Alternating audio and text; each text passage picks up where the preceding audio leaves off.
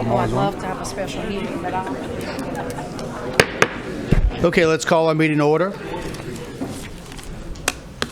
Tonight we have a special prayer. Sorry?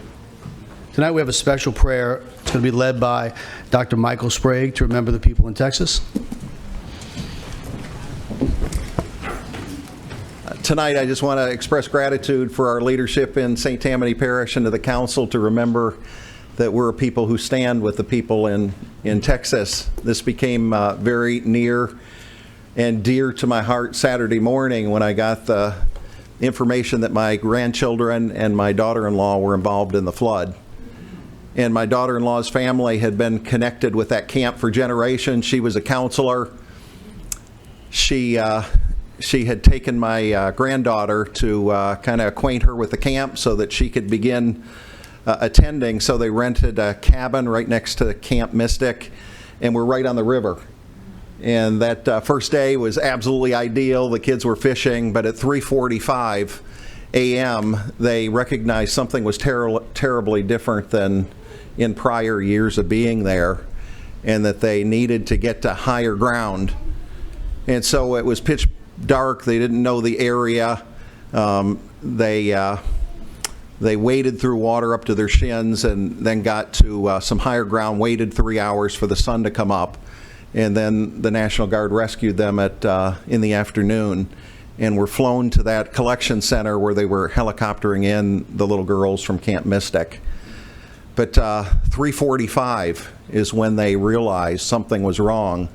And the news reports are that in the next 45 minutes, the river rose 25 to 29 feet. And indeed, their cabin was swamped. And so they came, this close. My wife says this is kind of like Katrina 2.0 for us, and almost everybody in this room knows exactly those feelings. Except for us, it wasn't just me and my wife. When it's your grandchildren, and it's 750 other little girls, and then it's lots of little girls and little boys up and down camps in that area, and then dear people in Texas, it just feels so much more. And so I feel gratitude, and yet I feel an incredible sadness for so many of our neighbors to the west. Would you all please join me in a word of prayer? Lord, thank you that we do have the ability to ask the question, why? But so many times in the midst of the turbulence and the disaster, the question really isn't why, it's who. Is there anybody who cares? Is there anybody who knows? Is there anybody who understands? Is there anybody who's bigger than all of this?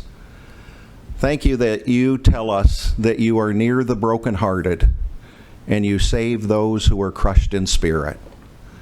That you are a refuge and a strength and a very present help in time of need.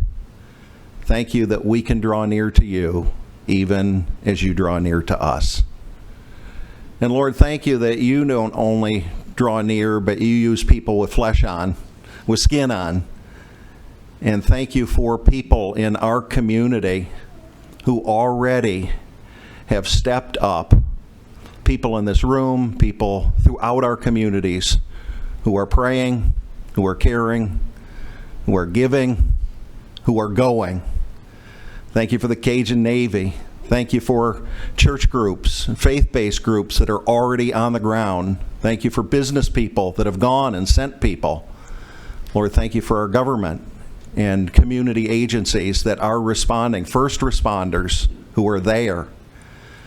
Thank you that at these times, 99+% of our people in our communities during hard times just step up and do everything that's required.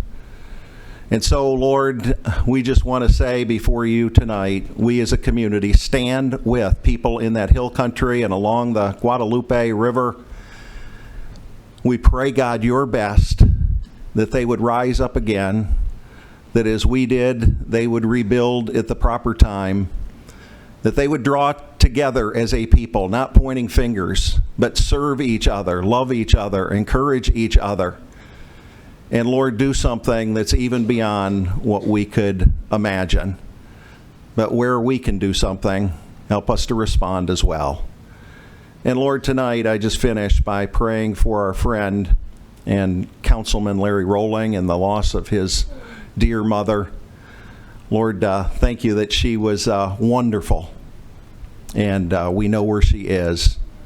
But for Larry and his family, would you draw near to those innermost parts that feel lost and are nicked and bruised, and bring the comfort that only you can bring. We pray tonight in Jesus' name, in the name of the Father, the Son, and the Holy Spirit. Amen. Dr. Sprague, thank you so much for doing that. And now we have a junior council member tonight, Miss Amelia Meyer. She is going to lead us in our Pledge of Allegiance. Pledge allegiance to the flag of the United States of America and to the republic for which it stands, one nation, under God, indivisible, with liberty and justice for all. Great job, Miss Meyer. Madam Clerk, will you please call the roll?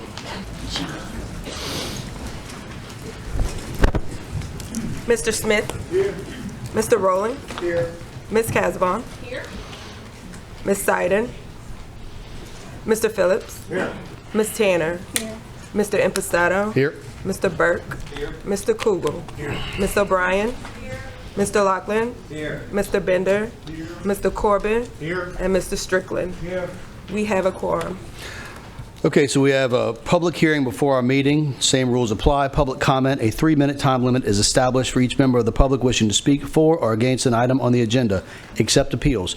To ensure that all speakers are heard, please hold cheers and applause. Anyone who wishes to place a comment in the record but who does not wish to speak at the podium may fill out a speaker card and check the box indicating they do not wish to speak. I can't imagine we could have any more speaker cards filled out, but they are located on the front right-hand desk, right-hand facing desk. Also, on the ordinances for adoption of the hearing, remember they'll be on this public hearing as well as on the agenda, so please speak at one or the other. First item up, ordinance calendar number 7882, ordinance levying partial fees for the year 2025. Do we have speakers for this? No. We do not. Any discussion by the council? Number 2, ordinance calendar number 7883, ordinance levying millage rates for the year 2025. We have one speaker card, Mr. Tim Pillsbury.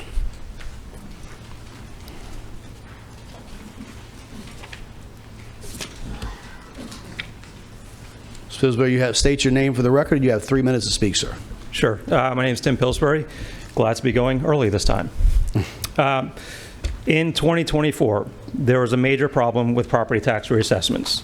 By now, I think you have all come to realize the magnitude of that problem. You even voted last month in a resolution to encourage taxing bodies to reduce their millages. I would assume because you recognize the financial burden this placed on your constituents.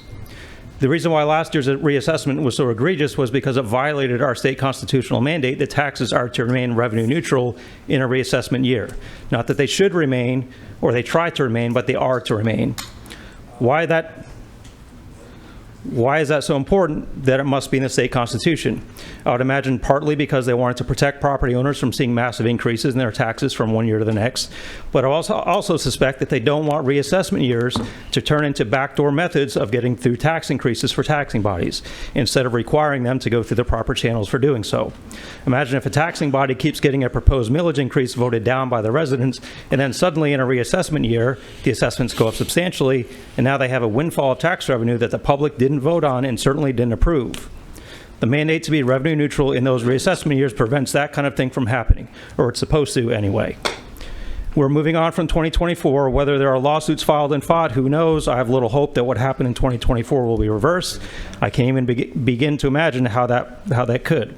But going forward, it can be fixed. In 2023, the taxing bodies, including the ones that you are responsible for overseeing, had budgeted revenues for property taxes. The law says those revenues are to remain the same in 2024. That did not happen. The assessor says it didn't happen because they weren't sure of the assessment numbers, and when they did get those final numbers, that's what caused the increase. Whether that's due to a cushion or something else, that's besides my point. Now that we do know the assessment figures, we have a reliable number to use for assessments. In 2024, the property taxes went way up. We all know that. But now that there's a reliable assessment figure, why are we not setting new millage rates for every taxing body to return to the revenue neutral budget back to what it was supposed to be in 2024? That's the right thing to do. We need to return to the baseline that the Constitution required us to be at. Once we reset to where those numbers are supposed to be, if those taxing bodies want to ask for an increase in revenues, they can do so by the legal and transparent methods of doing so, and not riding the wave of the 2024 reassessment increases to continually higher budgets than they are entitled to. For the last year, the assessor's office has caught some major criticism for how the reassessment year was handled, and deservedly so. That year, yes, it was the assessor's fault, but going forward, we can't pin the blame on his office. If you are choosing to keep tax revenues higher than what they're supposed to be, then that same criticism of the tax assessor's office, I believe, now falls squarely on your shoulders. If you want to regain trust from the public, this is how you do it, by stepping up and righting a wrong that you have the ability, and I believe the obligation, to do. You can also set an example for the other taxing bodies outside of your control who should be facing the same question. If you just passed a resolution to urge those bodies to lower the millage rates, please wrap it up, sir. how seriously will they take that resolution if you're not even choosing to lower yours? I understand all the agencies want more and more money. They all have arguments for why they need it and how it will be put to good use. But it's not their money, it's the citizens' money. If they want more money from what... Right. Mr. Pillsbury, you got to wrap it up. You have 3 minutes. You can't. You're over your time limit. You're way over it. But very well said, and thank you very much for your time.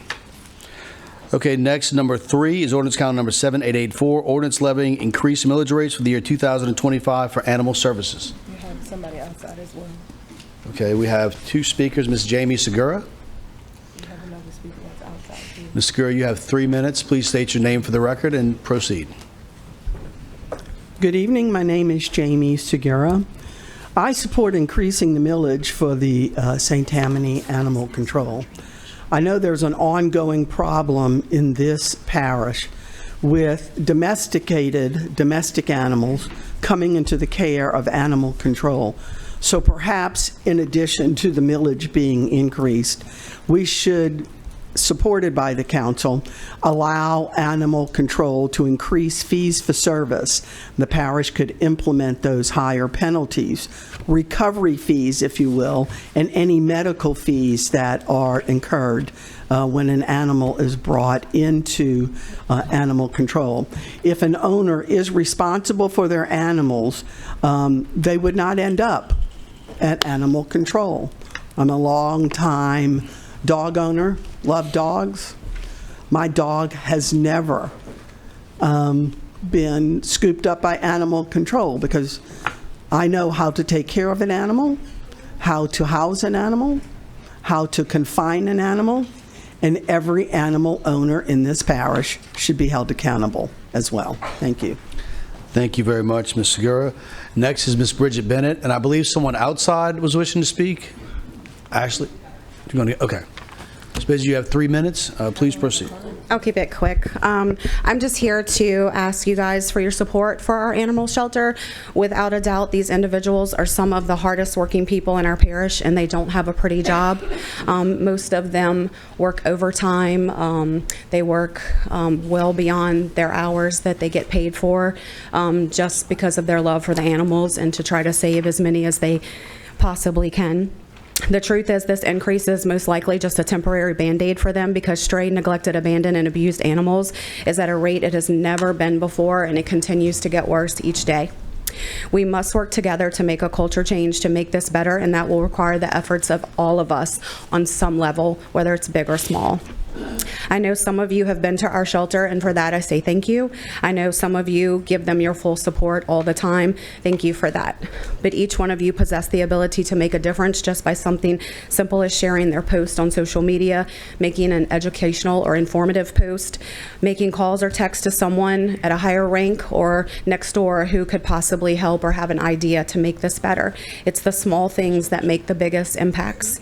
And I will just tell you, speaking on your employees, I'm a huge fan of the director, Rob Brimmer, and we talk regularly. I had no idea today that he was having oral surgery. I texted him about a dog that is at the shelter for another person, just because I have his contact information and we do talk regularly. And he texted me back, just waking up from a 4-hour oral surgery appointment, and was like, Bridget, started giving me all the information. I was like, shut up, Rob, like, stop responding to me. I had no idea. I'll figure it out without you or whatever. But I just find that that is the response that you get from pretty much everybody that works there. Like, they just go above and beyond, and they're dealing with something that is unimaginable to most of us. So I appreciate your consideration for this increase. Thank you very much. So we do not have another speaker. We'll go to our council members. I don't have a card for anybody else.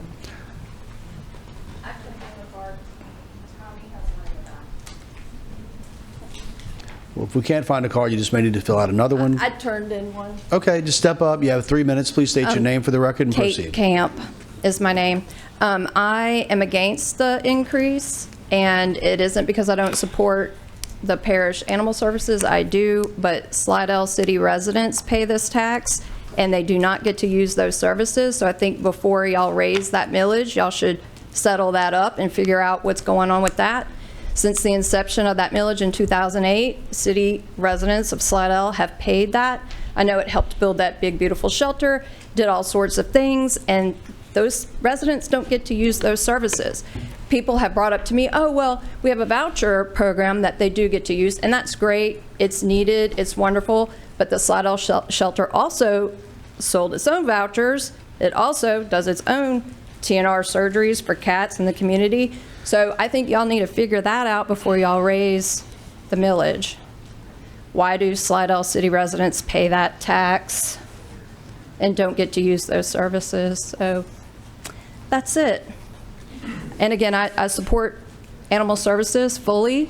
And when y'all almost didn't bring it up for a revote in 2018 because they were going to do away with the department entirely and give that building to the Humane Society, I was one of the proponents of, we have to have animal control. We have to have parish animal services. And I spoke loudly, even though I knew Slidell City residents were paying that tax, and I'm one of those people that pays in and out of the city of Slidell. So I can speak from both sides, and I don't think y'all should raise it until y'all fix that little problem. Thanks. Yes, ma'am. Thank you very much. Mr. Kugel, you had your light on early. If you had to hit it again, and I'll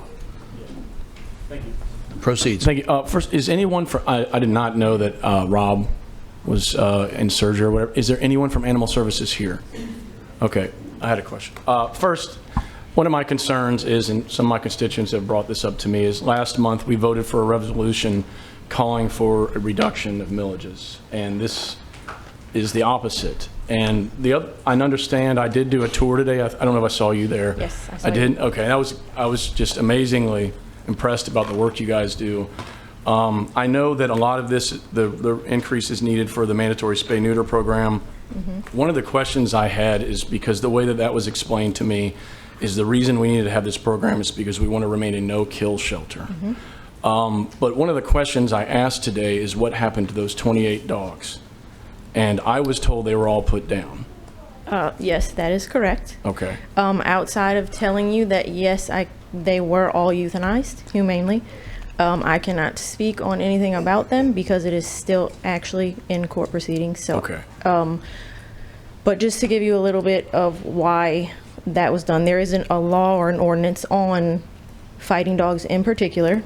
One of the reasons we chose to euthanize them is because they are bred specifically to fight and to kill small animals, other animals, but they are mostly very people friendly. They're bred that way because they have to be handled, but they are not able to be rehabilitated. They Well, and I don't disagree with your decision to do that. I guess, what does no kill mean? That's what the question that I had after that. I got it. So no kill does not mean never kill, not in our situation. There are organizations that never kill for any reason, which allows them to house animals for 3 and 4 years, even longer, in a shelter environment. Even if we could do that, we would not. We do not believe that is we do not believe that is a humane way of living for an animal. So no kill does not mean never kill. No kill mostly means that we have a live release rate of 90% or greater. So we do euthanize for behavior issues, medical issues, but we have not needed to euthanize for time and space in quite some time. That is what no kill means. Okay. It does allow for some euthanasia, but you have to have a live release rate of at least 90%. Okay, thank you. Are there any other questions? Okay, thank you very much for your time and for the job you do. What did she say? No. Oh, well, please state your name for the record. I'm sorry. Ciara Bove. Yep. Thank you, Ms. Bove, past Employee of the Month. We forgot about that. And great job with the animal shelter and caring for all the animals and all the volunteers as well. They really do a tremendous job. Next, we have number 4 is ordinance calendar number 7885AA, ordinance levying decreased millage rates for the year 2025 for drainage. Introduced on 6/5/2025, amended and reintroduced. And we do have speakers on that. First up is Ms. Terry Lewis Stevens. Please state your name for the record. When you get to the podium, you have 3 minutes.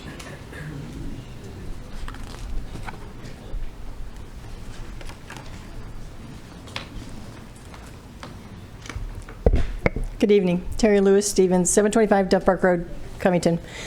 I guess I would ask all of you, while you're considering lowering this millage, to consider how millages are approved by the voters.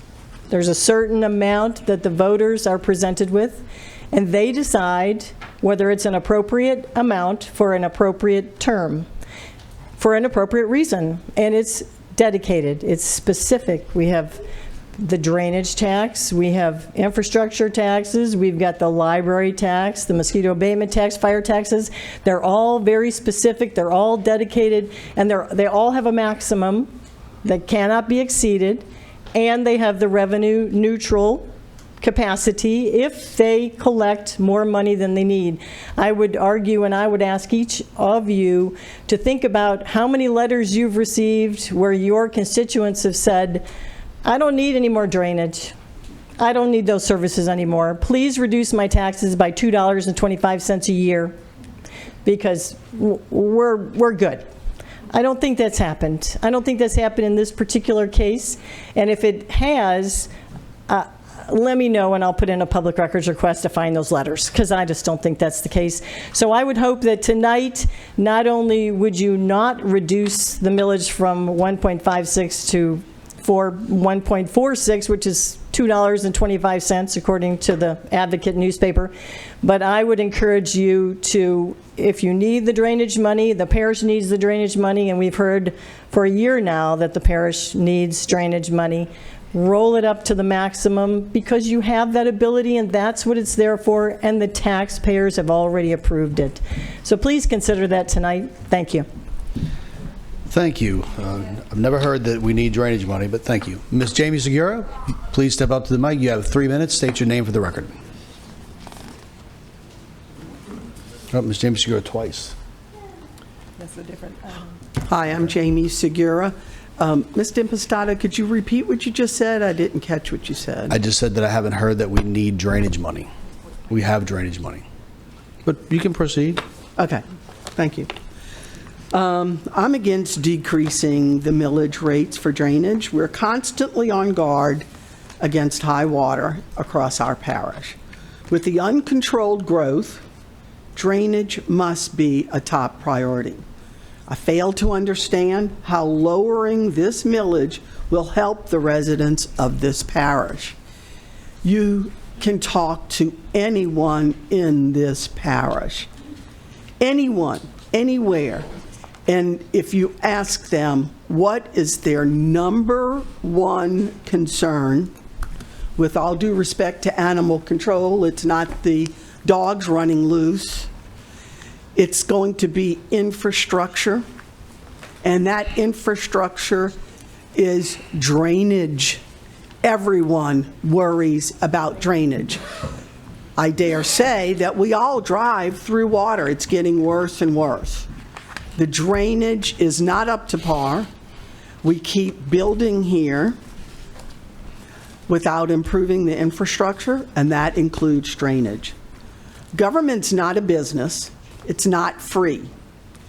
If we ask, demand that our parish government address drainage, it's incumbent upon the citizens to pay for it. And we do, through our taxes. If the citizens vote for a millage, then keep the millage set and use the funds properly. Let me say that again. If we approve a millage and we want it used for drainage, it's incumbent upon you as the council, Mr. Cooper, as the administrator of the parish, to use the funds properly. $2.25 a year. Seriously? You can't afford that? People, okay. Thank you, Mr. Gordon. Next, we have Mr. Cecil Hudson. Please state your name for the record, sir. And you have 3 minutes. Cecil Hudson, Covington. Thank you, Council. Thank you, President Cooper, Administration. And we align ourselves with administration's position this evening in opposition to this rollback. And we believe that we agree, which is not a normal thing for us, with a lot of the opposition to our developments and our building, that drainage funds are needed to support anything that the parish can do to improve our drainage. And as we understand it, that even if we maintain status quo, excluding rollback, that there is a surplus of funds that can be used for shovel-ready projects by the end of the year. Let me just read real quickly what the drainage millage language is. The drainage millage is for purpose. This is not from us. This is from the website. The drainage millage is for purpose of improving, maintaining, and constructing bulkheading and bridging drainage ways, drainage ditches, drainage channels, and drainage canals within the parish. And we want to highlight and related non-capital expenditures.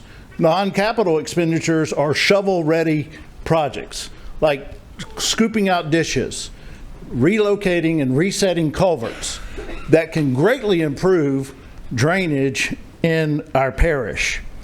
Voters, seeing the great need for drainage improvements, approved a drainage millage of 1.69 in March of 21, which included a period of 9 years.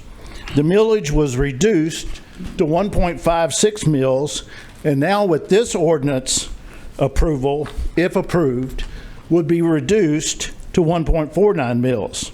Reduction of the millage will reduce the much-needed funds used for capital as well as shovel-ready, non-capital drainage projects. Voters, we are those. We are your constituency as well. We demand that drainage issues be mitigated. We are builders and developers. We agree with the voters and the constituency of this parish and encourage collaboration with us to resolve these drainage issues. Please do not roll back the drainage millage. Thank you. Thank you, sir. And last, we have Ms. Dolores Crane. Ms. Crane, please state your name for the record, and you have 3 minutes. Hello, my name is Dolores Crane, and I agree with the past 3 constituents that have come up and spoken about the drainage issue. I don't believe you should take money away from the drainage issue. Preventative is the best medicine. So we need our guys out there digging ditches, mowing the ditches, and doing the work that the money is already there for. And I might add a little complaint here.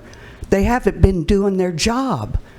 So I would like to see them out there doing the mowing so the water that goes downhill to the retaining pond gets to go down the hill to the retaining pond instead of being stopped by trees that are growing in the ditches, debris that is collecting in the ditches. I would like to see that taken care of with the money that is already there. And I'm against the decrease in drainage millage. Thank you. Yes, ma'am. Thank you very much. We have two council members that would like to speak. I would like to remind you, we're going to vote on this, the next portion of the agenda. You can if you like, yes. If you prefer to speak then or now, it's your choice. Well, it's your choice. Mr. Bender, would you prefer to speak next when we vote on it or now at the public hearing? I'll speak now. Okay. We're not going to have public comment again, though. Make that clear. You want to make that clear. Right. There won't be any more public comment when we vote, but the council members can comment. Mr. Bender, you can please proceed. Thank you, Mr. Chairman. So I want to be clear. The administration is in support of keeping the drainage millage the same. Correct. Okay. And I can't recall exactly the amount that the voters approved, and it wasn't that, it was during your administration, President Cooper. You might recall. What was the millage that the voters voted on several years ago? 1.69. 1.69, okay. So the adjusted millage rate has come down because, of course, we've had a growth in the parish and so forth. And that's all I'd like to say. Thank you, Mr. Chairman. Yes, sir. Thank you very much. See, now we do want to speak, Mr. Kugel? Okay. Thank you, Mr. Chairman. I did ask staff before this, and apparently this drainage money can also be used for machinery, such as the spider that I know you guys just did a press release about that, and also I think the marsh buggies as well. That is my understanding from what staff told us. But at any rate, I don't want to. Then I want one question for legal. So.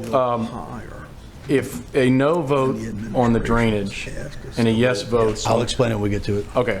I'll wait for that. Yeah. Ms. O'Brien. Okay, I did want to mention, as I mentioned in this special meeting, Florida Boulevard in the last 18 months had water. Not once, not twice, but 3 times. Now, I do take the time to call different constituents and survey my district. And I can assure you that as far as District 10 is concerned, there is not support for reducing a drainage millage. So I will have to do what President Cooper is asking us to do and deny this decrease. So District 10, I have heard you. Thank you, Ms. O'Brien. Mr. Phillips.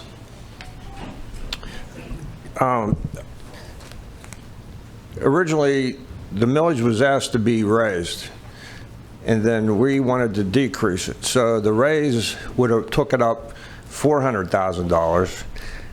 The decrease going from where we're at now would be $300,000. That's about $750,000. So somewhere in there there's a disconnect. Then we have where we ask the people or all the other agencies or whatever to roll back their millage and look at it. But then in the same token, we're looking at raising animal services and reducing the drainage. And then as the gentleman first said when he came up to the podium about, I guess we have a little bit of a disconnect going on with the assessment from last year. So until that all gets settled, we have a lot of moving variables at this point. And I would personally like to see everything just stay status quo. Don't raise anything, don't lower anything. And that's all I had to say. Thank you very much, Mr. Phillips. That is our last item on the public hearing. Ms. Phillips, would you make a motion to close the public hearing? Make a motion. Motion by Ms. Tanner, second by Mr. Smith. Please vote.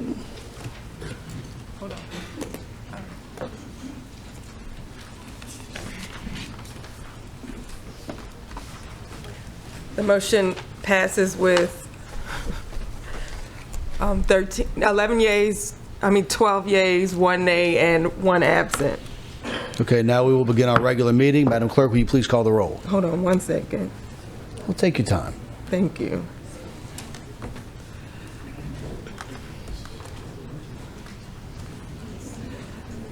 He threw me off with the vote no. Mr. Smith? Here. Mr. Rowling? Here. Ms. Meyer? Ms. Casavant? Here. Ms. Seiden? Mr. Phillips? Here. Ms. Tanner? Here. Mr. Impastato? Here. Mr. Burke? Here. Mr. Kugel? Here. Ms. O'Brien? Here. Mr. Lachlan? Here. Mr. Bender? Here. Mr. Corbin? Here. And Mr. Strickland? Here. We have a quorum. Okay, first item on the agenda is ordinance calendar number 7882, ordinance levying partial fees for the year 2025. Do you have a motion? I make the motion. Motion by Ms. Tanner. Do you have a second? Mr. Smith? Any discussion? Please vote.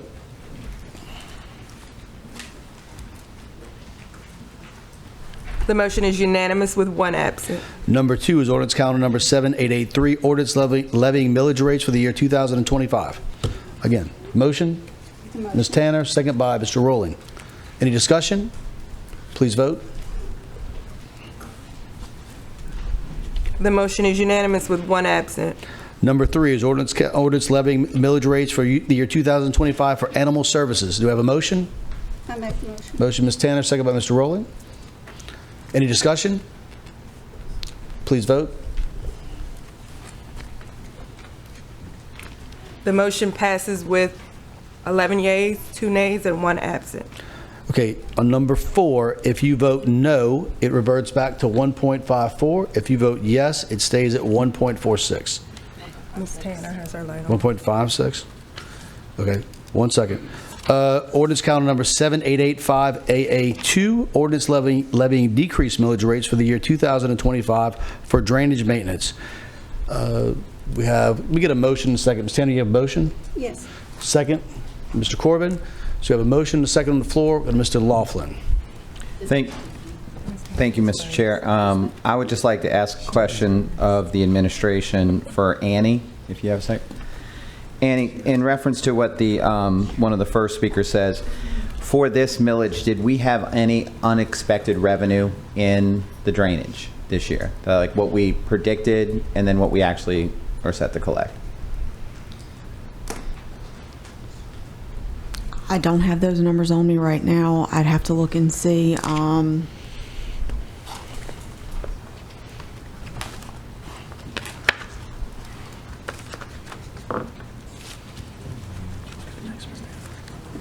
You mean over what? Over what was predicted when we were setting Over the revenue neutral position, I think is what he's asking. Yeah, thank you, Mr. Chair.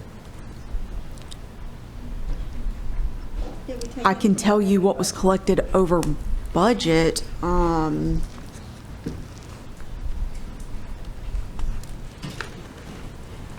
While you're looking for that, if I could just explain what I'm trying to get to is, we hear y'all. We know that this last assessment was hard and the taxes did go up and that some agencies probably have collected more money than we thought. There's only a few millages that the parish council controls, and this is the one area where we truly do have enough money. And we probably collected, and if you can qualify that, we collected more money than we expected. So if we're going to make a cut, we can make a haircut here in order to give animal control some more money, to give Stark some more money. Well, I mean, Stark's tied into Stark stayed the same. Yeah. Well, yes. Yeah. You finished, Mr. Law? I'm finished if they don't have the answer. Yeah. I don't have those numbers on me Ms. at this Tanner? time in my files, but even if I did, I can't tell you off the top of my head. I'd just be guessing at a number, but whatever we collected over the budget wasn't significant. I do know that much. But I can continue to look. I have my computer if it's necessary. Ms. Tanner? Thank you. After talking to a number of the councilmen, I am in support of the drainage millage at 1.56 mill rate. So therefore, I am requesting that the council join me in voting no on this amendment for it to be leveled at 1.46. If you vote no, the millage will be 1.56. So please join me in. No, ma'am. If you vote yes, You have yes. to If you vote no. yes, it'll be 1.46. If you vote no, it'll go back to Yes. 1.5. Please join me in voting no. The motion's already on the floor. No, we're almost ready to vote. Mr. Kugel, were you finished? So the only thing I wanted to say, and then we'll go ahead and vote, is that the slight idea or recommendation for this minor, very minor rollback was because we did collect more money than we anticipated when we rolled back to go revenue neutral. And we do have substantial funding in drainage. And I can promise you, District 7 needs drainage work more than, as much, if not more, than any other district out there. But for me, it's very important to be as conservative as possible with people's tax dollars. We hear it all the time, or I certainly do. So we have a motion and a second on the floor. Please vote. No. No.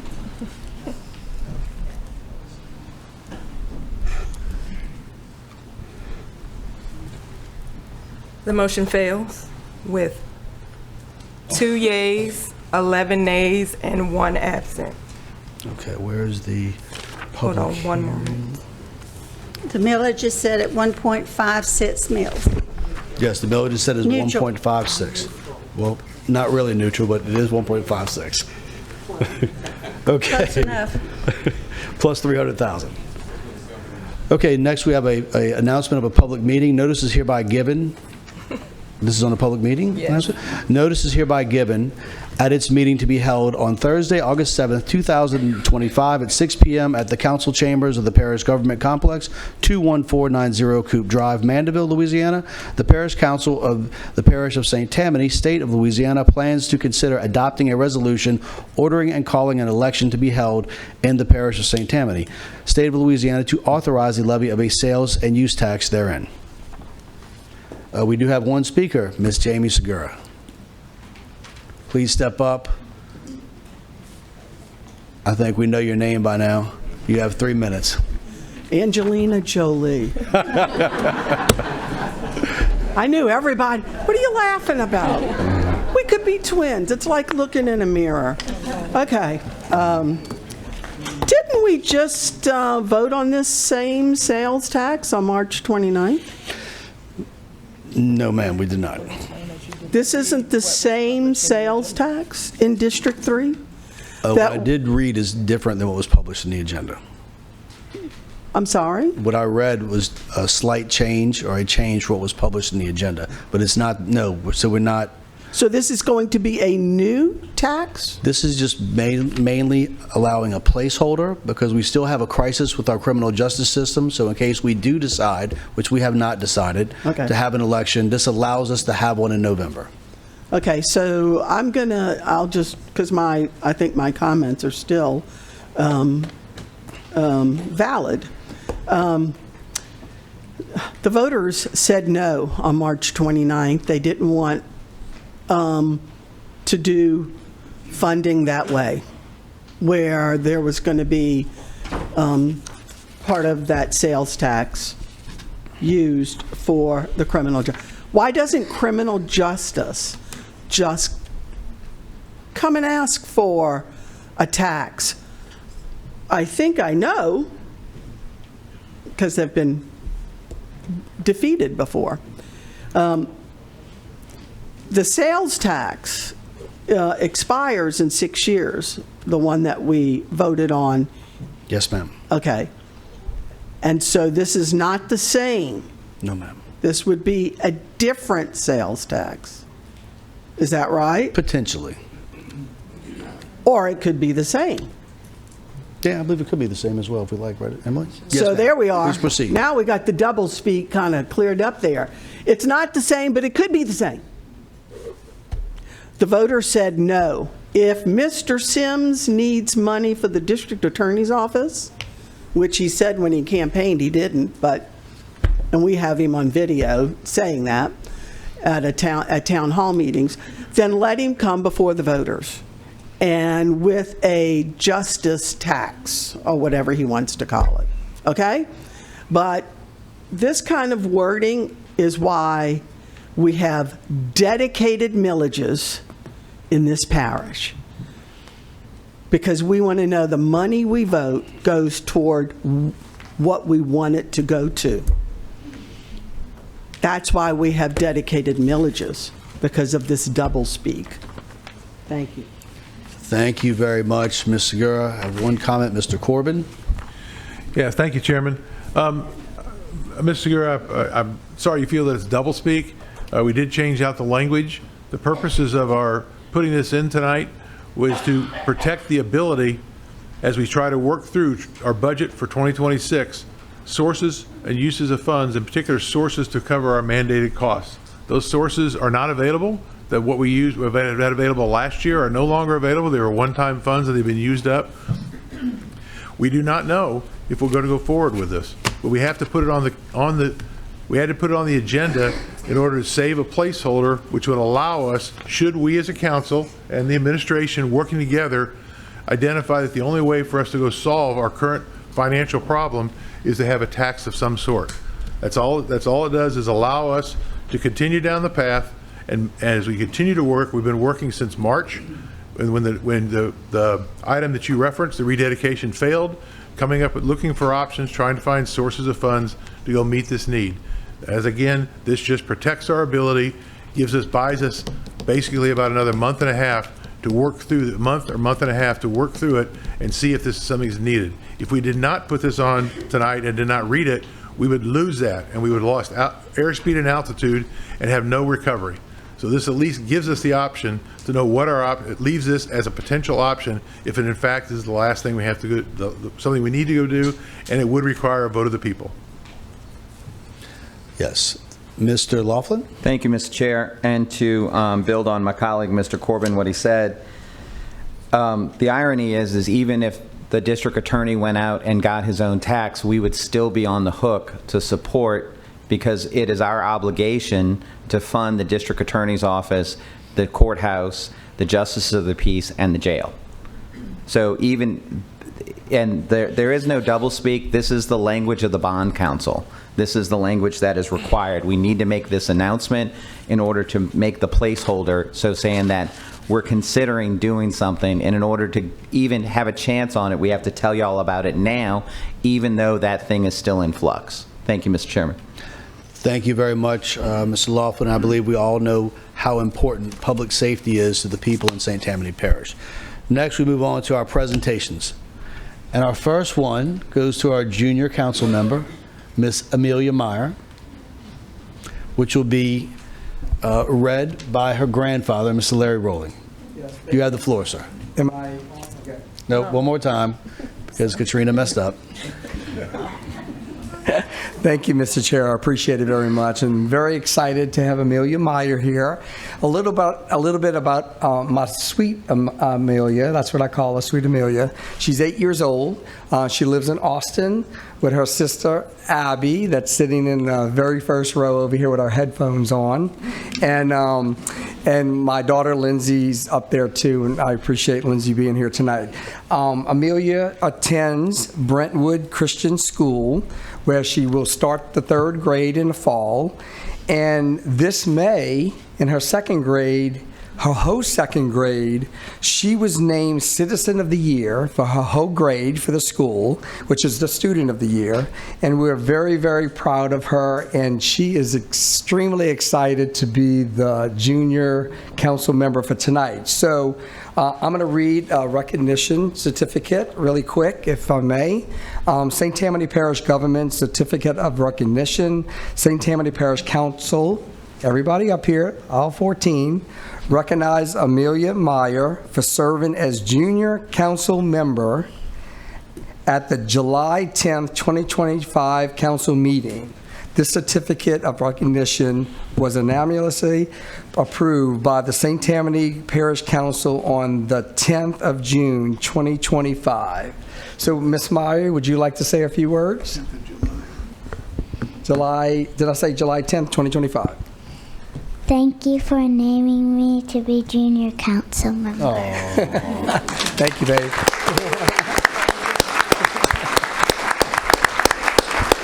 Thank you, Mr. Chair and council. Thank you. Thank you so much, and thank you very much, Ms. Meyer, for being here. Next, I'd like to take a moment. We would like to recognize the outstanding work of an assistant district attorney who serves in the civil division of the district attorney's office. Why would we recognize an employee of another agency? Because although the civil division operates under the district attorney's office, their team works closely with parish government side by side every day. They provide vital legal counsel, represent the parish in court, and handle public records requests, making them an essential part of our operations. Mr. Joey Alphonse Joseph has been with the Civil Division for 14.5 years. His primary responsibilities have included land acquisitions, drafting agreements, and managing a wide range of other important legal matters. Joey has consistently demonstrated professionalism, expertise, and dedication in all he does. As he moves on from his role with parish government, we want to sincerely thank him for his years of service. Joey, your contributions have been deeply appreciated, and your presence will certainly be missed. We wish you the very best in your next chapter, and if you ever change your mind, and I've heard this several times, if you ever change your mind, you are more than welcome back.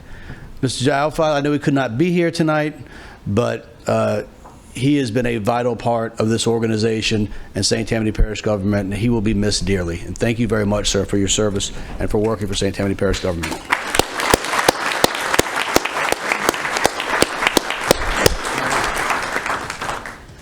Our next presentation will be by our Parish President, Cooper, the Employee of the Month. Mr. Cooper, you have the floor.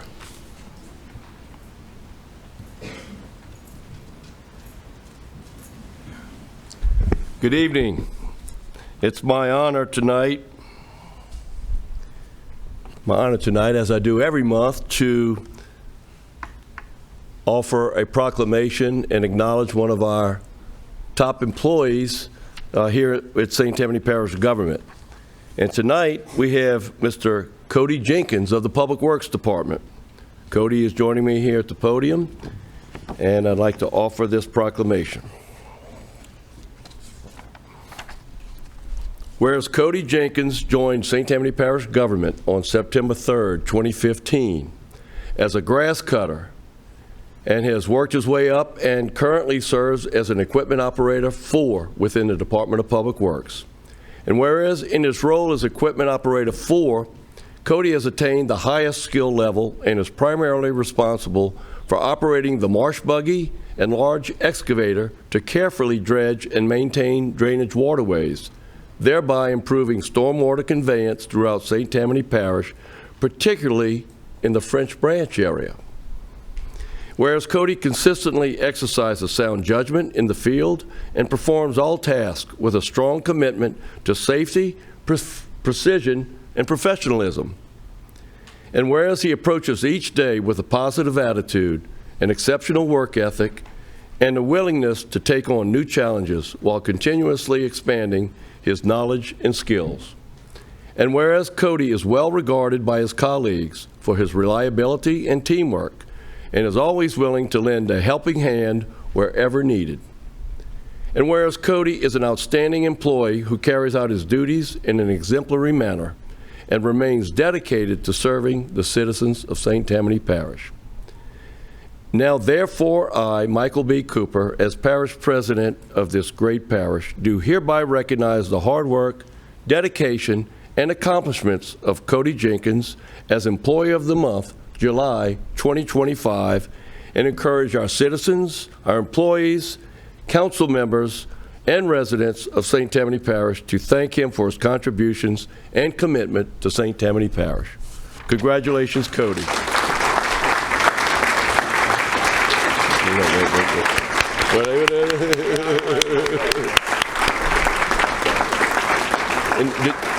Did you want to say anything? Yes. So first off, I would like to thank Mike Cooper for this, and I'd like to thank our council and my director, Jay Watson, for selecting me for this. Thank y'all for noticing my hard work and dedication, and I continue serving the citizens of St. Tammany Parish. So thank y'all. Thank you very much. Corbin, you want to speak?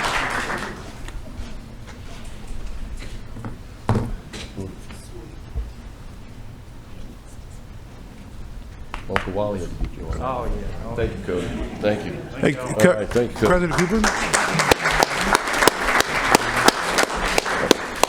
President Cooper, before you speak, I just want to recognize Cody and the team, the Public Works team, the effort they placed in French Branch, a very concentrated and focused effort over the last approximately 6 months, had a significant impact on the drainage in that area. There's still more work to be done, but we very much appreciate Cody in the role that he's played, as well as the rest of the team that he represents. So thank you. Thank you, Councilman.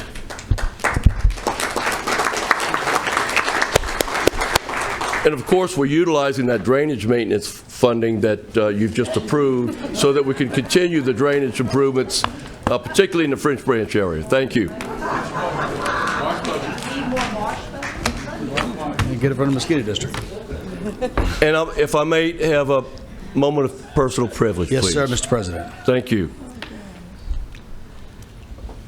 I also have the privilege, the pleasure, the honor to recognize an individual who has been a part of Team Tammany for the past 20 years. Mr. Kenny Wortman has served as our permits director over the past years since joining parish government 20 years ago. He's upon his retirement. In fact, tomorrow is his last day, and I'd like to recognize him with a proclamation acknowledging his tenure here at parish government and his long-awaited retirement that he's about to begin. So Kenny, if you'd join me up here. Kenny is joined by his family here tonight, Terry, his wife, and his family, and it's an honor for me to present this to Kenny.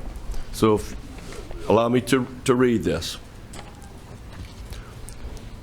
Whereas Kenny Wortman has dedicated more than 2 decades to public service with St. Tammany Parish government, beginning his career as an inspector on April 18th, 2005, and quickly rising to leadership roles including Chief Building Inspector, Interim Director of Permits and Regulatory, Director of Permits and Regulatory, and ultimately as our Director of Permits and Inspections.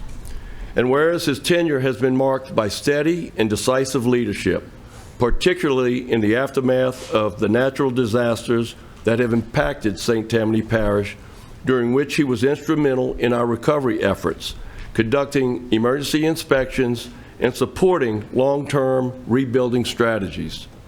And whereas in response to these challenges, Kenny played a key role in strengthening development codes and permitting standards, helping to build a more resilient, safe, and sustainable St. Tammany Parish for the future.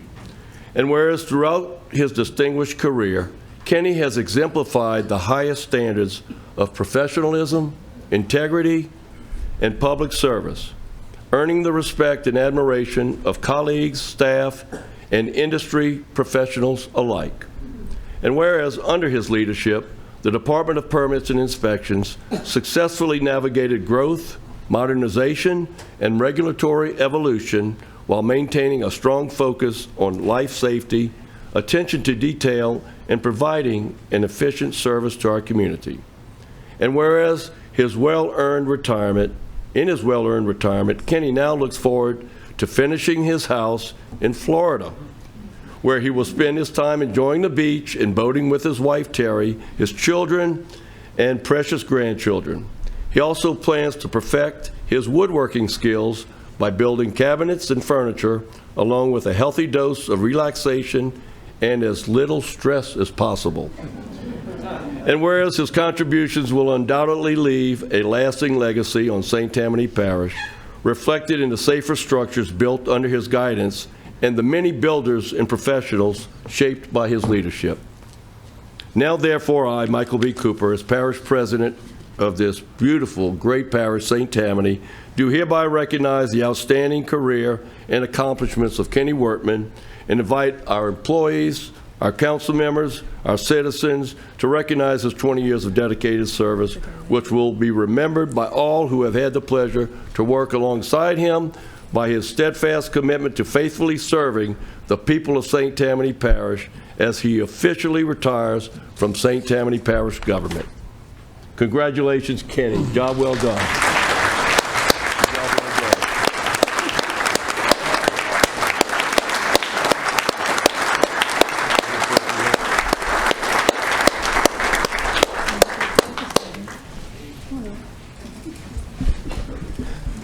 I didn't know I was supposed to be giving a speech tonight, but I just want to thank President Cooper for giving me an opportunity to serve in his administration.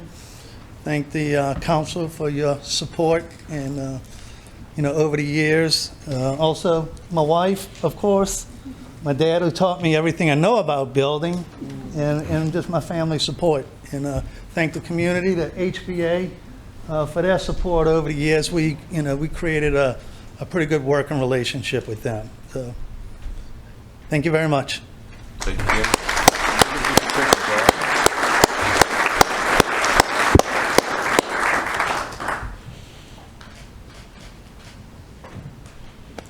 Thank you, my friend. Mr. Wortman, 1 second. We have a councilman that would like to speak. And I also would like to thank you so much for your time and your friendship. You will be greatly missed by this parish. 1 second. Mr. Phillips? Kenny, thanks for the conversation before the meeting, and I wanted, on behalf of everybody, thank you for your service to the United States Marine Corps while you were on active duty. Semper Fi. Hoorah.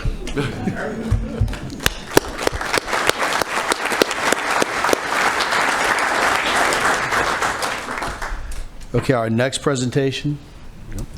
We have a presentation in honor of the life of Covington Fire Chief Gary Stephen Blocker, Jr., presented by President Cooper, Councilman Rowley, and Councilman Smith.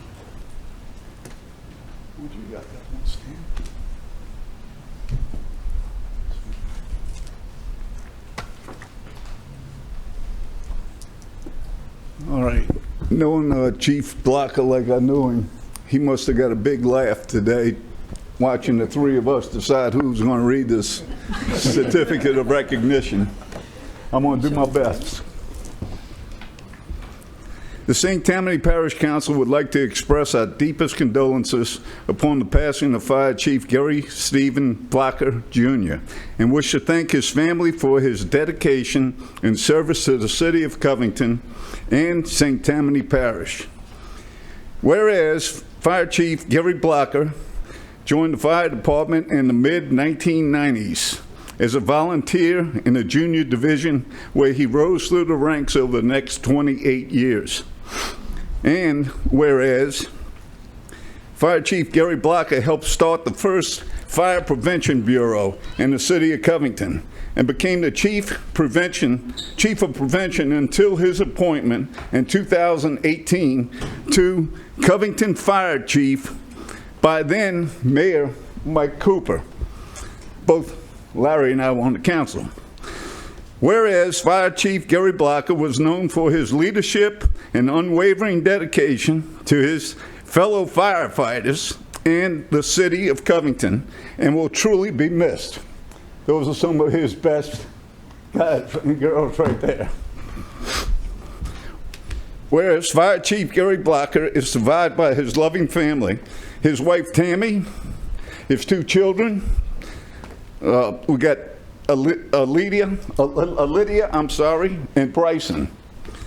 Now, therefore, on the 10th day of July 25th, I, Rick Smith, Council District 1, Larry Rowland, Council District 2, and Michael B. Cooper, Parish President, along with the entire council, take great honor in recognizing Fire Chief Gary Stephen Blocker, Jr., for his commitment to protecting our community with honor and distinction. He will truly be missed, but never forgotten. Thank you.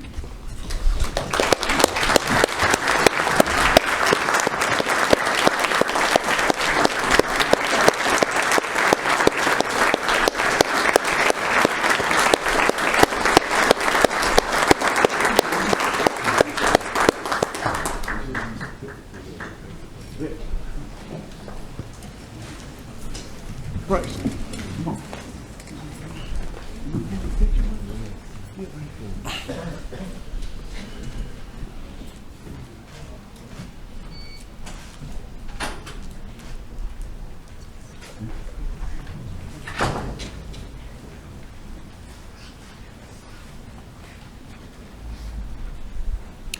Very well done, gentlemen. Thank you. And our last presentation is a presentation to the Slidell High School's bowling team, presented by Councilmember Laughlin.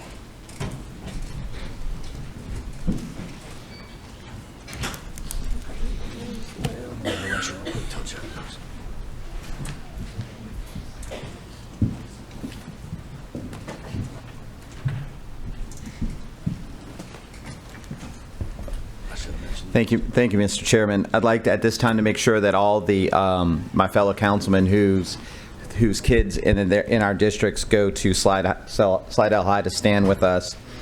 And I partnered with Jerry Binder because Slidell High is actually in District 12.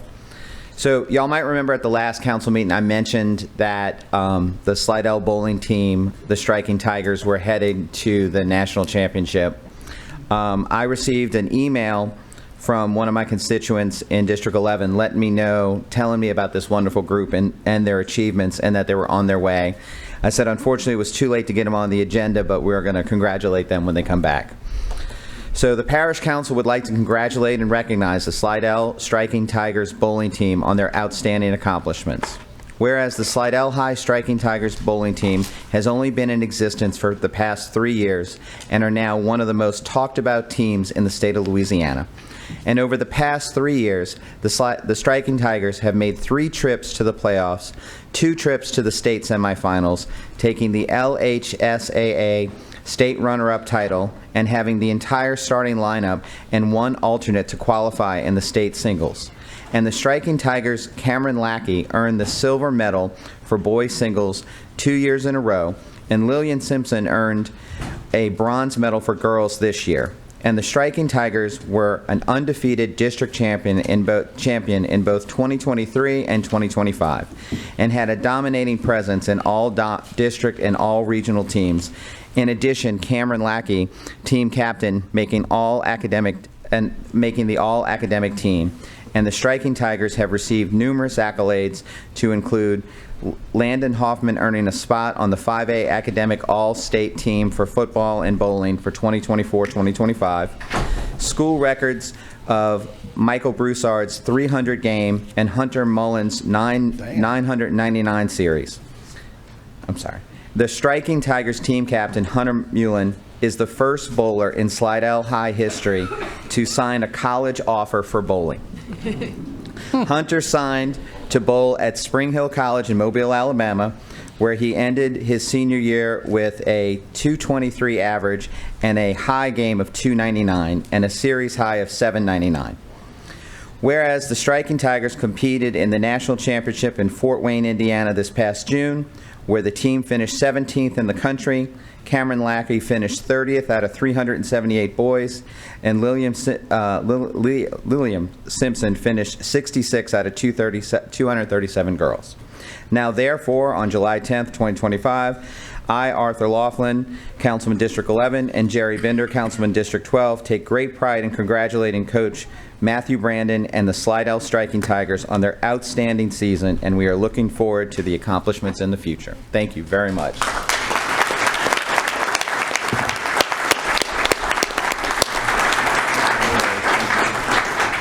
I'm Coach Brandon. I just wanted to say I really appreciate all the support. We as coaches often, we get a lot of praise and hype, and we forget that the athletes are the ones doing the work. So big props to my kids. Only one of them could make it tonight because many of them have now all gone off to college already or are working. So unfortunately only one could make it, but they are all here in spirit. So I appreciate all the support, guys. Thank you. Great job.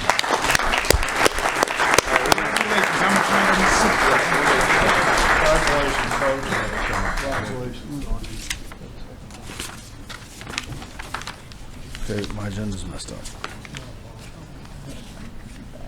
It's not, never mind.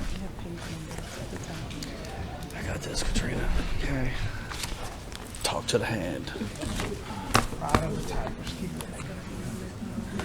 By the way, I am a tiger. We got more to come. All right. Next, we move on to the appointments segment of the agenda. First appointment is a resolution to reappoint 2 members to fill 2 seats. Terms expired on the St. Tammany Parish Library Board of Control. Parish-wide nominations of Joe Kessler, Dinah Thanars, and Glenn Baham were made on the 6/5/2025 council meeting. Dr. Cherie Rowling withdrew her nomination. Dr. Sherry Rowling withdrew her nomination. I'm very sorry. We have 575,000 speakers for this, so please remember, let's be nice, be kind, and you have 3 minutes, okay? When you step up to the mic, state your name for the record. I'm also going to let you know who the next person is so you can be close so we can get moving through this quickly. First is Ms. Tina Randolph. Next will be Ms. Bridget Bennett. Ms. Randolph, please state your name for the record. You have 3 minutes. Good evening, Council. My name is Tina Randolph, and I'm here to speak on behalf of my friend, Dinah Thanars. Dinah Thanars and I have been friends for well over a decade. Prior to her retirement from the St. Tammany Parish School Board, we shared an employer. We've also become friends through our husbands. Let me first simply state that Dinah would be an invaluable asset to the Parish Library Board. She will continue to be supportive in promoting the library throughout the community as an effective member of the board who will have the ability to work with those from all backgrounds, mainly because Dinah has experience doing so as she has done throughout the country and even the world as a military wife. As an educator, she was not only respected by her parents, but more importantly, her students. She helped shape their lives. Many students who were very young, as you know, can be very brutally honest. They have the ability to look through an unfiltered lens because of their innocence and unbiased views. They had an appreciation for her that would also allow them to recommend her as their teacher to their siblings and other younger members of the family. This speaks volumes about Dinah's character. I say this because much of what Dinah did for her students went without much attention or recognition, and that's who Dinah is, and that's who she will be as a board member. Dinah's life experiences as a military wife and an exemplary mother who is more than an example for her beautiful daughters, and of course, as a grandmother, the goddess who walks on water for her grandchildren, has allowed her to gain the wisdom to make sound judgment and be responsible for her decisions. Dinah is what the person needs on this board. Her passion for reading gives her the understanding of the library's importance to the community. She has the ability to stand strong and be firm in her convictions and her belief. Although she has an open mind to be reasonable and be respectful of other diverse opinions. She has built numerous personal and professional relationships throughout the community. Her goal would be to support ways that the library can best serve all members of the parish, because Dinah is a member of this parish. Thank you. Thank you very much, Ms. Bennett. State your name, 3 minutes. After Ms. Bennett is Ms. Diane Brune. Please be ready. Proceed, ma'am. Yep. My name is Bridget Bennett. I am here to support the 2 conservative candidates, which is Ms. Kessler and Mr. Baham. And I wanted to just mention something that I read in a July 7th, 2022 Red Fault interview that was done by a contributor, ironically, by the name of B. Bennett, clearly not me, who was interviewing Emily Drabonsky, the president of the American Library Association and a self-proclaimed clear Marxist lesbian, her words, not mine. She was congratulated in the following words. B. Bennett said, "To start off, I want to say congratulations on your victory. It's a huge inspiration to socialist librarians and socialist librarians." In this interview, Ms. Drabonsky makes statements that says she will help people access the language of a socialist vision and the role of the library, and made reference to white privilege, which I found comical since she makes a 6-figure nice salary. My point with this is that it's very clear what the entire goal of those who fight so hard to have individuals with radical views to run our libraries, because regardless of what any of you say, it is political. It continues to be political because it is two very, very different views and thoughts. One side continues to want to groom and indoctrinate our children instead of just letting them be children and whoever they are without having to try so hard to make them feel different or less than. That's why it is imperative that we support level-headed, conservative candidates who strive to protect all children, not hurt them. And I don't think for 1 second that that is anyone that is a registered Democrat, for the simple fact that we all know what those views stand for. I just said them. Thank you. Thank you very much. Ms. Brune? Next is Ms. Segura. Again. Please state your name for the record. You have 3 minutes. Diane Bruni. I've come before this council before many times, and I've gone before the library board to ask that the conservative decency and people who are aware of the quality and the subject matter that's being promoted in the library, in the books. I have never read to this council or the library board, but others have, of the content of these books. And I want to ask you, each and every one of you, to please vote for Ms. Kessler and for Mr. Bayham, that they are the ones that represent the majority of the mindset of this parish, of the ones who want to protect the innocence. As Ms. Bennett has mentioned, the innocence of the children is priority for us and the next generation. The next generation will be voting and will have the character and the moral values that they've learned. But if they're exposed to this filth that is in the library at this time, and unfortunately in many other venues, their minds are being molded in a way that we don't want. I ask you with all my sincere heart, Mr. Bender, Mr. Lawlin, Mr. Imbristato, Mr. Corbin, all of you, because I know y'all more than the others, Miss O'Brien, David, Mr. Burke, please vote and appoint these two people, Glenn and Miss Jill, as people who will represent the majority and mindset of our parish. Thank you. Thank you, Ms. Bruni. Ms. Segura. Next is Mr. James Prentice. This is absolutely ridiculous that you allow these kinds of comments. I thought comments were supposed to be germane to appointments of people for the Library Board of Control. Shame on all of you. Hear him laughing?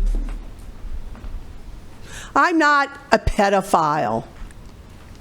I'm a tax-paying American. Libraries are supposed to be places of learning. I'm going to tell you right now that, number one, I came up to speak on behalf of Miss Dinah Thanars. I'm not sure I say that last name correctly, because I think she's a woman of integrity. She's ethical. I think that she will do the job that the Library Board of Control is here to do.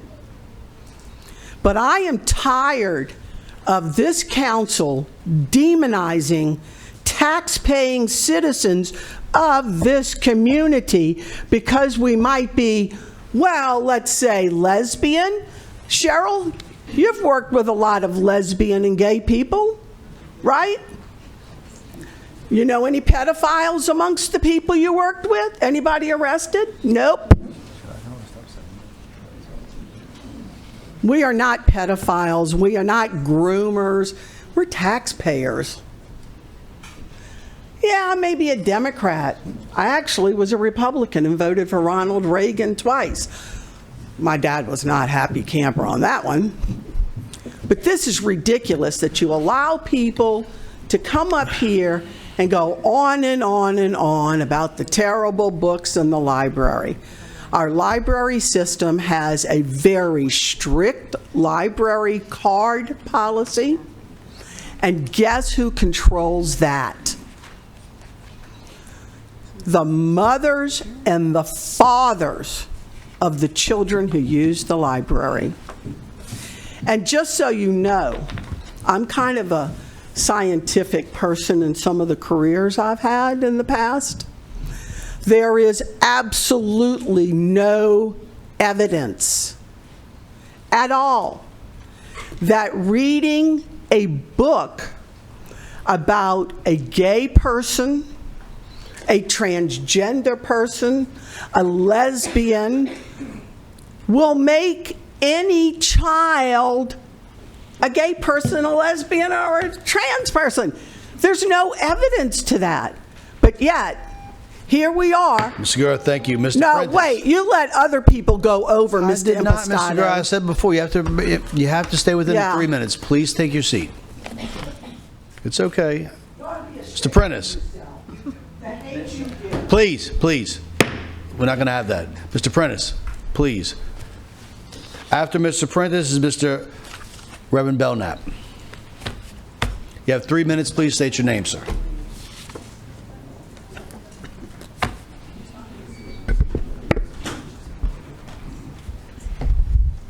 James Prentice, husband and protector of Jillian Kessler. An LBOC member at present and a nominee.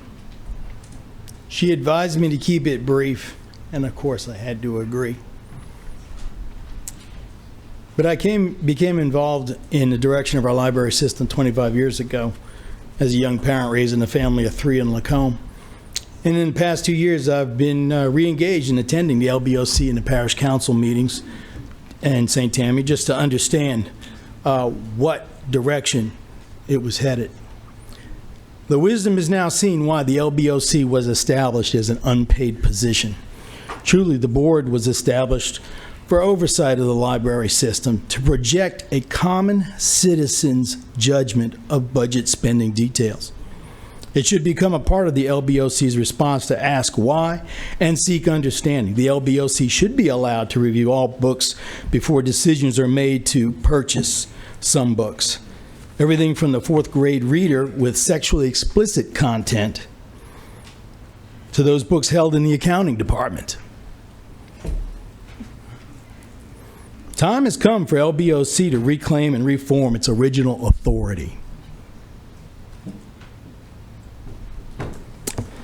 For your deliberate considerations, I'll leave you these few words of insight. First book of Corinthians, chapter 3. For the wisdom of this world is foolishness before God, for it is written, He uproots the wise in their own craftiness. And again, the Lord Adonai knows the thoughts of the wise, that they are vain. Therefore let no one glory in the wisdom and plans of men, for all things are yours who trust in Christ. Can I get an amen? Thank you. Thank you, Mr. Belknap. Reverend Belknap, I'm so sorry. Please state your name for the record, and you have 3 minutes. Next, after Mr. Belknap, is Ms. Iris Gatlin.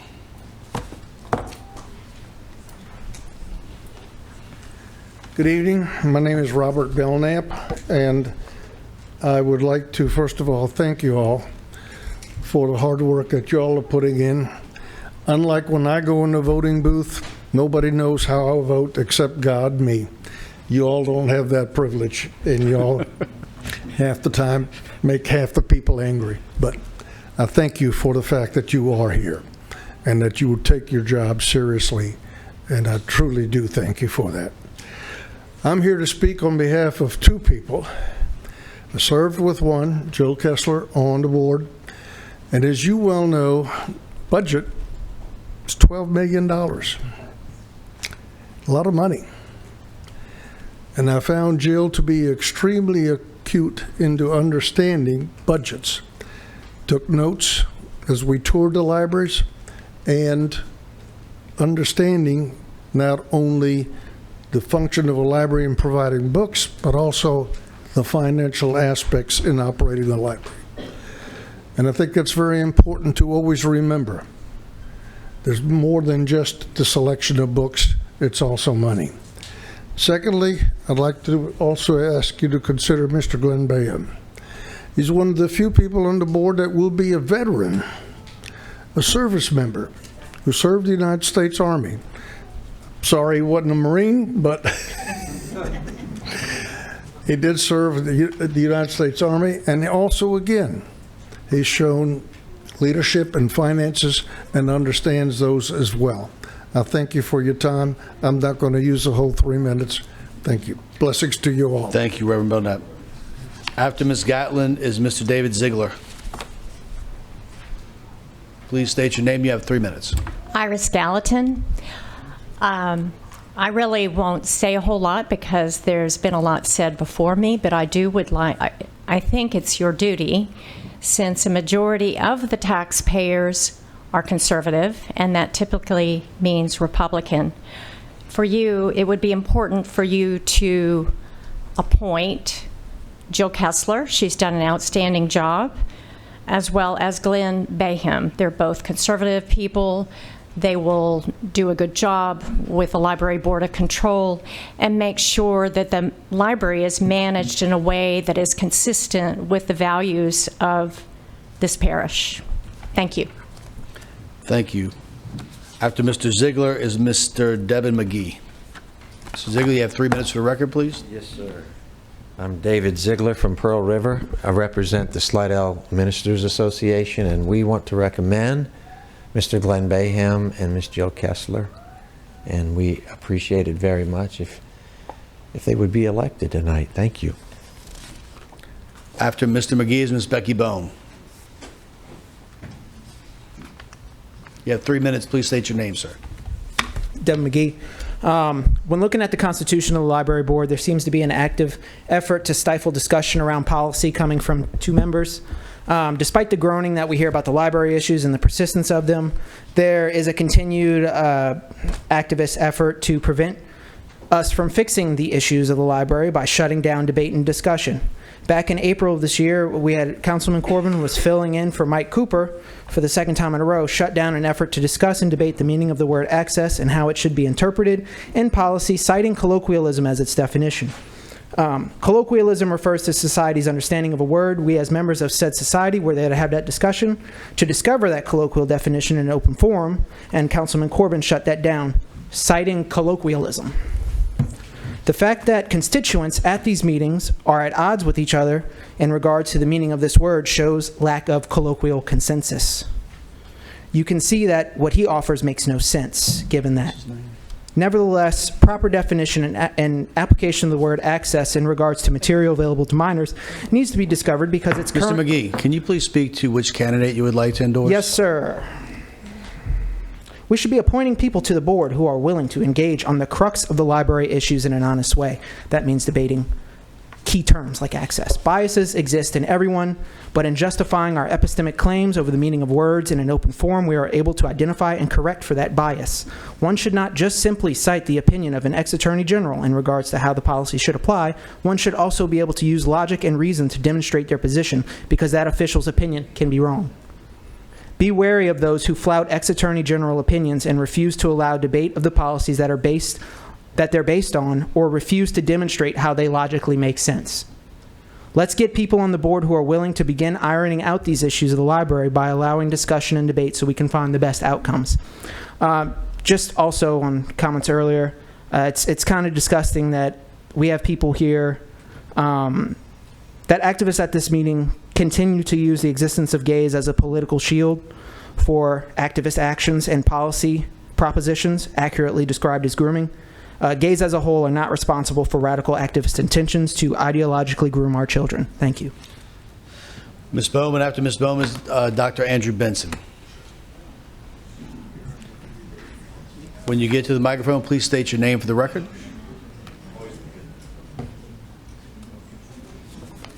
Hi, Becky Bohm. I just would like to support Ms. Thanners and I guess Mr. Bayham for the LBOC. That's what I have to say. But, you know, I am tired of getting called a pervert, a pedophile, a groomer. But I think the thing that offended me most was when I got called a yat with cats on social media, because I'm no yat. I did not grow up in that part of Metairie. Thank you. Okay, after Mr. Benson is Ms. Roxanne Newman. Thank you, Mr. Benson. You have 3 minutes for the record, please. Hi, Dr. Andy Benson, Slidell, Louisiana. I've lived in this parish now for 45 years, and I've had 250,000 plus minus patient visits and thousands of surgeries, and I've gone through without a malpractice suit. So I'm either a coward, because I haven't gotten sued, or I'm lucky, or I've been pretty good. I support Glenn Bayham and Jill Kessler for positions on this board.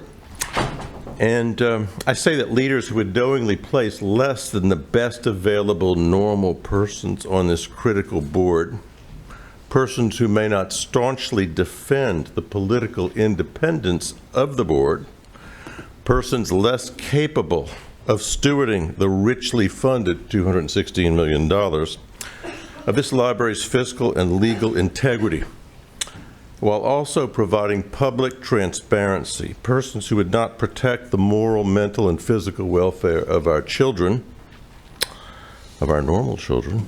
They would potentially make this council, its leaders, and our parish president enabling sources of legal, fiscal, and moral error, and may justly bring political consequences to themselves. And without a doubt, and repeatedly, this library board has failed children, parents, St. Tammany Parish, and the public trust with its assault on the normalcy and sexual innocence of our St. Tammany Parish children. Some of our council persons and our parish president have and continue to ignore their published and spoken promises to put morally and socially normal conservative persons on this board. They opted instead to please highly vocal parties of left-wing people. Now to another issue, that's money. $216 million is now committed over the next 15 years of our property tax money, and it will definitely be watched by authorities higher than the officials in this parish. And I assure you, the walls have ears. This board has a fiduciary responsibility to protect the public, to protect this council, and our parish president by strictly and openly overseeing, without political interference, how this vast public money is spent. I support those time and duty-tested conservative Republicans, Mr. Bayham and Ms. Kessler, as we should, for appointment to this board. Now, this is not to say that the other candidates are not good people, because I'm sure that the other candidate is a good person. But these people have proven themselves to be stiff-necked and effective in dealing with normal, tough adults. And they are of integrity and should be able to resist political pressure. Thank you very much. Thank you very much, Mr. Benson. After Ms. Newman is Ms. Lisa Russmeyer. Please be ready, Ms. Russmeyer. Ms. Newman, state your name for the record. You have 3 minutes. Good evening. My name is Roxanne Newman. I'm a resident of St. Tammany Parish for 20 years. I have raised 2 children in this parish. I'm a huge supporter of the library. I'm a little offended by the comments of the person who preceded me in referring to normal board members and normal children. Let me tell you a little bit about my children. They're both in their 20s now. My son has autism, so he's not your typical child. He loves the library, and this library system is for all children, including children who are not so-called normal. Normal is a spectrum, and so to refer to normal people being on the board or normal children is quite offensive to those of us who are parents of children who might not fall within those parameters.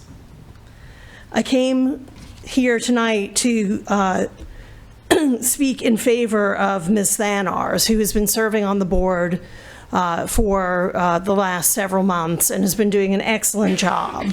I think she would be a wonderful person to be returned to the board because she has the experience that is necessary to serve as a board member. She's an educator. She's already been on the board. I don't think you should replace her with somebody who has not been on the board previously. And I'd like to point out that when we were here last month, I believe it was Mr. Rolling who admonished the other board members that they shouldn't be appointing library board members based on their political affiliation. And so to have a series of people come before you and say that they think people should be appointed because they're conservative, I think is reprehensible. The people who are appointed to the library board need to serve the entire community, not just the people that are like them. And I think it's a shame that we've lost the candidacy of Sherry Rowland, who was nominated as a board member but withdrew because of the harassment that she was receiving even before she was appointed to the board. The loss of civility in this process is staggering. That being said, Ms. Thanars has shown herself to be a fair-minded and even-tempered and experienced member of the library board, and I think she deserves to continue to serve on the board and be reappointed. Thank you. Okay, after Ms. Russmeyer is Ms. Susan Willey. Please be ready.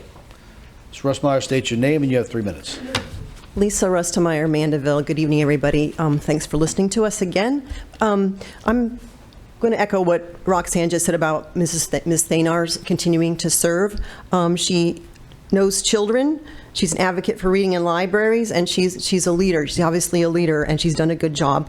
I'd also have spoken for Dr. Sherry Rowland, but because of the harassment by the anti-library gang, I guess she's withdrawn, so I can't. And I consider that a significant loss when we lose a good candidate for this reason. For the other seat, we have 2 citizens who have not voiced any support for the library per se. They haven't mentioned reading or literacy, so I have some doubts about them.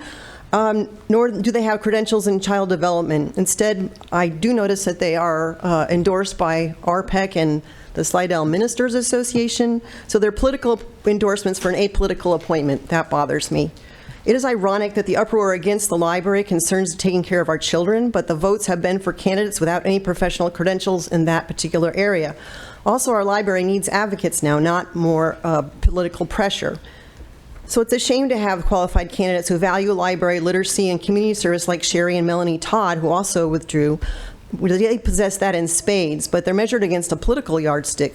Plus, it is abhorrent to watch the harassment of operatives and their cohorts and a few council members towards those that are volunteering for public service. We should not stand for it. Our entire parish council should denounce it emphatically, as Councilmember Rowling did at the last meeting. Do you want your kids and grandkids to act like this?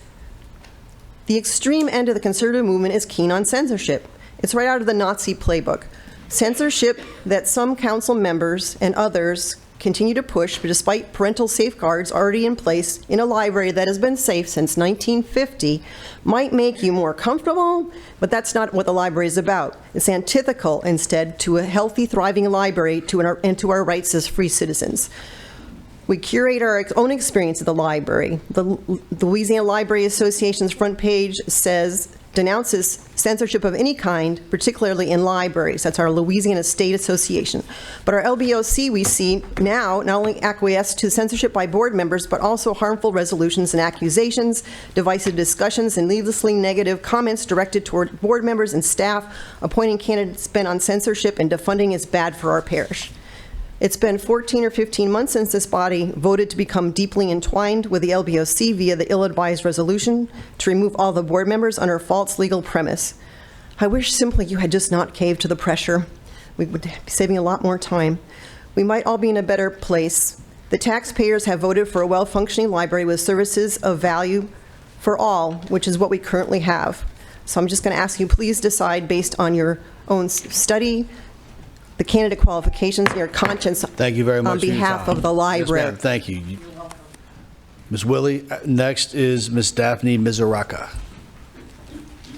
Please state your name for the record. You have 3 minutes. Susan Willey, RPAC Chair.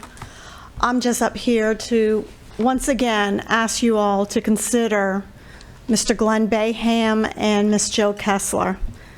We, from the RPAC board, it's not just about politics. It's about principles and values of what needs to be done correctly for our kids that do enter into the library, that it's a safe haven for them and an enjoyable experience for the parents when they do bring their kids to the library. Thank you for your time. Ms. Mizuraka. After Ms. Mizuraka is Ms. Mizuraka. We have 2 callers from Ms. Stephanie. Hi, my name is Daphne Mizuraka. I'm here on my behalf and as the president of the Republican Women of St. Tammany. I'm sure you're aware that all the people in St. Tammany Parish are closely watching this appointment today, whether it be Republican or Democrat. It is political because we all have different views. If you're a Republican, you have a view one way. If you're Democrat, you have a totally different view. All the Republican entities of the parish are definitely closely watching the way the council votes on the appointments for the 2 open seats tonight. And I think you understand that St. Tammany is made up of a majority of Republican constituents. So, and I know that their desires are for the council. They want the council to fulfill their role as Republicans. I've sent you all emails on behalf of the Republican women and from myself personally, so I'm not going to go into all the things because I've already stated all that to you. However, I did get some information from Jill Kessler. I'm asking you to support Jill and Glenn.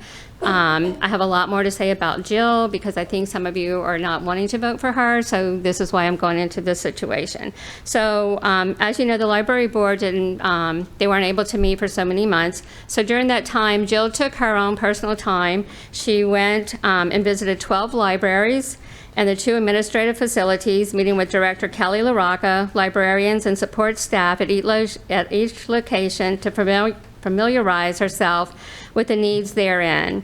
The needs of the employees as well as those in the public were discussed at each location. She went in promoting the millage for the library. She introduced Ms. LaRocca at a women's business meeting in Folsom, Louisiana, where 30 prominent female business owners were present, and Ms. LaRocca gave a speech regarding the library millage at that time.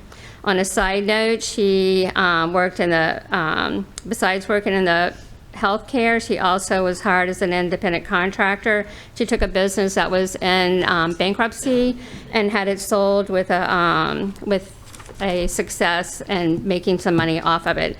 So I think Jill Kessler's background in business and finance will be a great asset to be considered to the fact that the renovations for the new renovations for the library in Slidell and then the new library that's coming open to be built in Lacombe. Due to the history of Ms. Thanar, I don't believe she'll carry out what is best for St. Tammany Parish library system. She's a Democrat that publicly is endorsed by the Democrat Library Alliance, which Joe, this would definitely mean she's not conservative in any way, because you keep saying that you're going to appoint conservatives to the library board. Right. The group opposes all protections for children in our libraries. She surrendered to the Democrat demands in February as abstained from a vote, the only nominee for the Library Board of Control. Okay, Ms. Daphne, thank you. I have a Terry. I want to say Mr. and Mrs. because I wasn't sure. Miss Terry. Next is Johanna Minor. If you could please be ready. Miss Johanna Minor, I'm so sorry. Please state your first and last name for the record, and you have 3 minutes. Certainly. My name is Terry Taylor Joseph. I'm a resident of St. Tammany Parish, and I have been so for the last 29 years or so. I live in Covington, Louisiana, and I am here in support of Ms. Dinah Thaners. One of the things that I wanted to mention is that I've attended several library board meetings, and it's very apparent that there's a lot of demeaning words that are said at those meetings. There's a lack of representation in the library board at this point. I do think just by some of the speakers you can hear the majority of the people in St. Tammany Parish or Republican and conservative and all.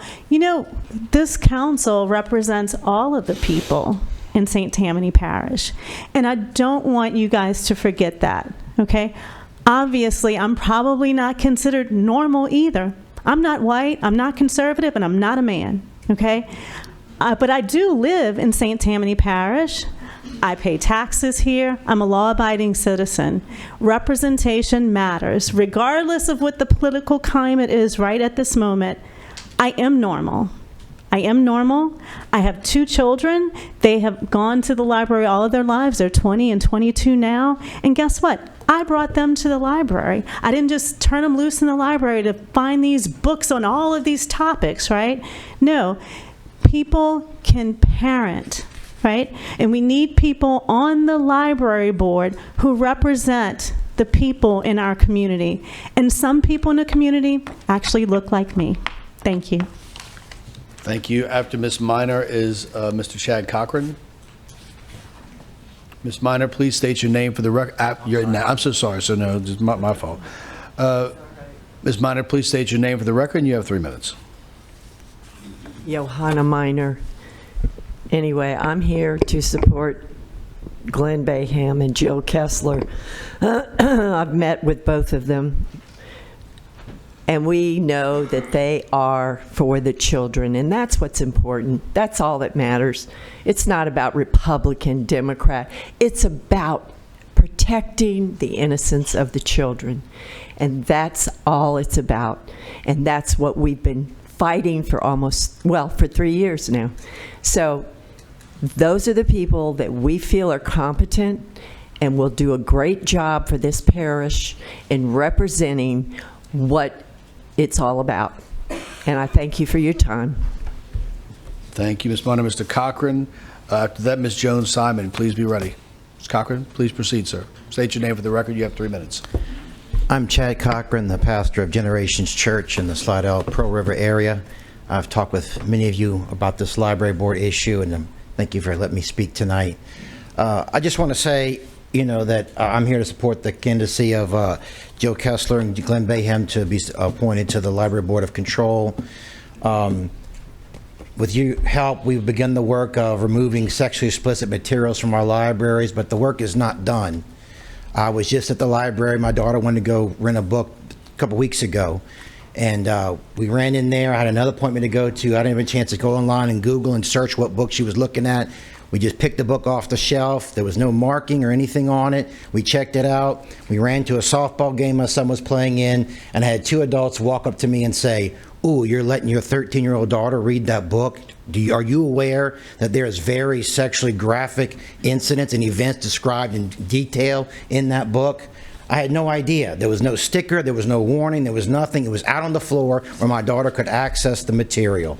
And so this work has begun, but it is not finished, and we need your help to continue the fight to make sure these kind of materials are not accessible to minors in our library. And so I'm asking you to support and appoint Jill Kessler and Glenn Bayham. Guys, this is one of these 80-20 issues we hear about in the news today.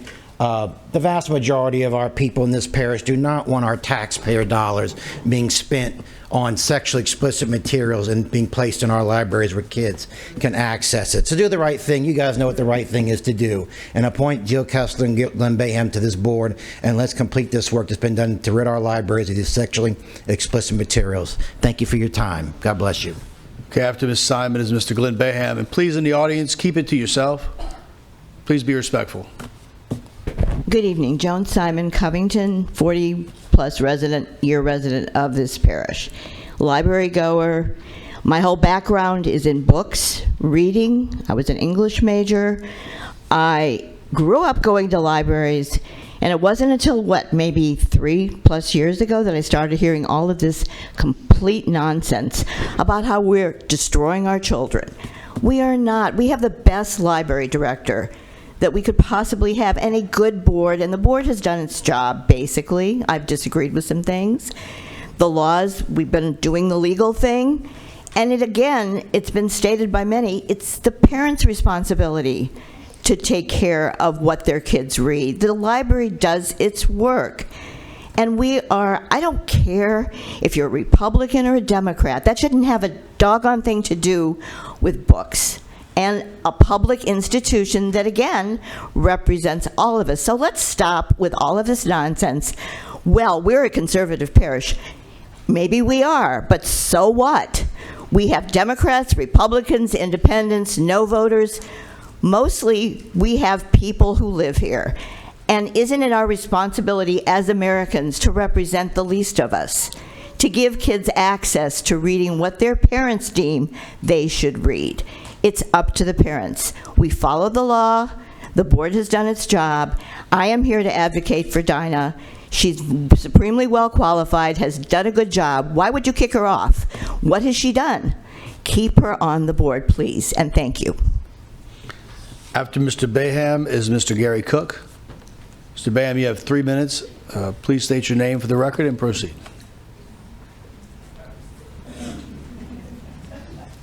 Good evening. I'm Glenn Bayham, President Cooper, Council, and most important people here, the citizens of St. Tammany Parish.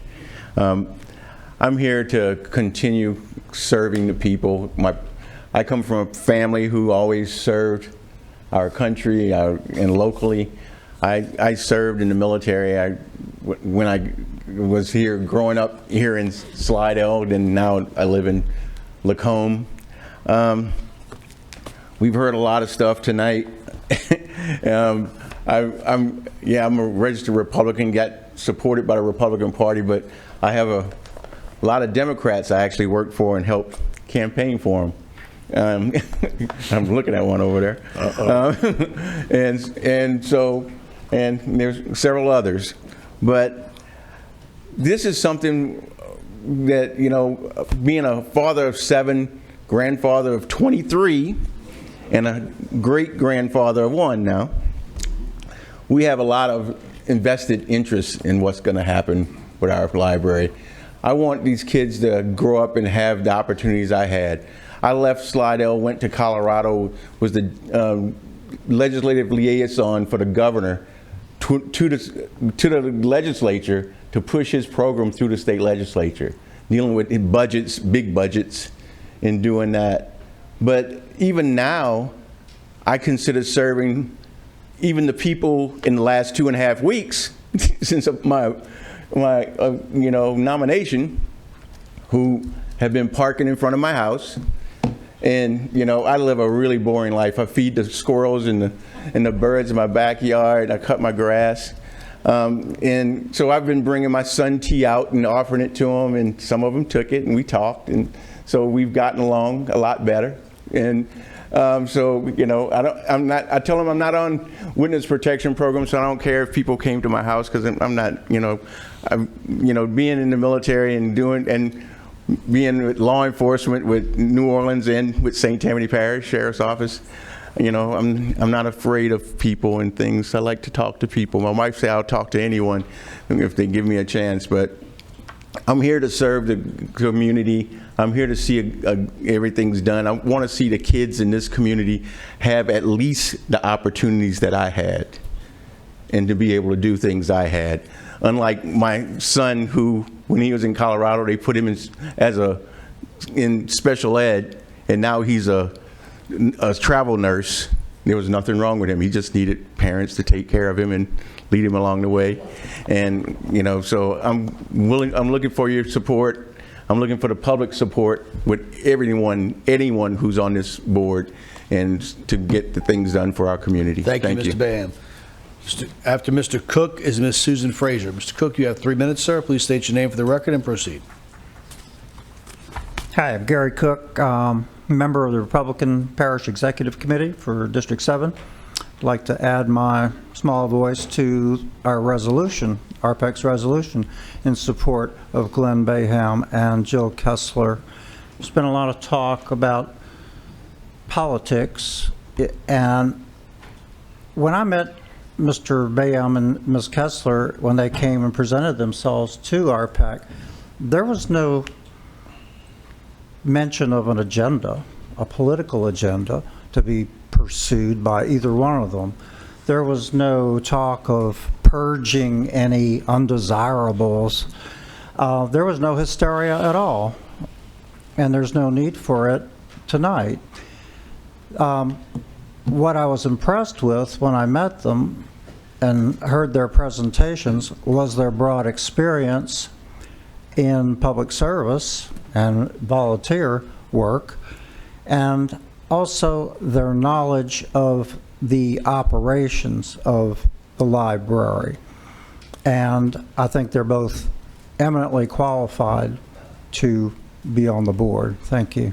Thank you, sir. Ms. Fraser, after Mr. Fraser, Mr. Don Thanars. And that will be it.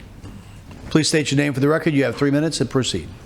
My name is Susan Fraser. I'm an RN, retired school teacher, public school teacher, science, master's in education, and I would like to support the candidacy of Dinah Thanars. I feel that I've heard a number of times today conservative, the conservative nominees. That's fine. I have great friends on the council that are conservative. We discuss a lot of things, but we discuss. There is an open-mindedness that is necessary in order to discuss. Our parish is very diverse in a lot of ways, and a lot of ways it may be more Republican than other, but the diversity is what makes it a vibrant community. I was a science teacher. I did not tell the children what to think. I taught them how to think. And you do not teach kids how to have critical reasoning skills by shielding them from anything that may be a little different, a little foreign to the belief system of the parents. And I will say, I wholly support the parents' rights. The Supreme Court just granted parents great rights in the schoolroom and in not being able to teach a child something that the parents disapprove of. That's wonderful, because the same thing can happen here. The parents do not have to let the kids, run willy-nilly in a library. We need someone who can be rational, reasonable on the board, who can hear all sides, who can understand, yes, there are some guidelines that need to be put in place so that the parents have something to guide them and help them understand what their children are reading. But we do not need to tell the parents that your child cannot read this book. Banning books is never on the right side of history. Ever on the right side of history. Do the right thing here. Embrace the diversity of our community, a community I've been in for about 30 years now. Yes, we are here and we are staying. We are diverse, and we want to embrace your children and have them learn the critical thinking skills by being exposed to that diversity. Thank you. Thank you. Mr. Thanars. Good evening, Don Thanars. I'm here speaking on behalf of my wife, who's unable to be here. She had an educational training today, and it was taking her too long to get here, so I'm going to read what she wrote on her behalf. I am currently honored to serve the remainder of a former board member's term on the St. Tammany Parish Board of Control. Having been renominated, I am eager to continue contributing as a dedicated and thoughtful advocate for our parish's public library system. A lifelong passion for reading has shaped both my personal and professional journey. I have passed this love of books to my daughters and now share with my granddaughters, as well as with all the children I have the opportunity to engage with.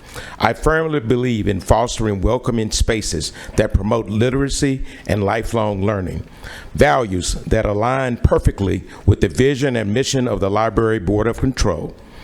This belief initially led me to a career in education and remains the foundation of my service today. The implementation of a tiered library card system is a meaningful step toward addressing community concerns regarding access to sexually explicit or violent materials. While it may be ideal to avoid content some find objectionable, it's important to remember that a public library must represent the diversity of its entire community.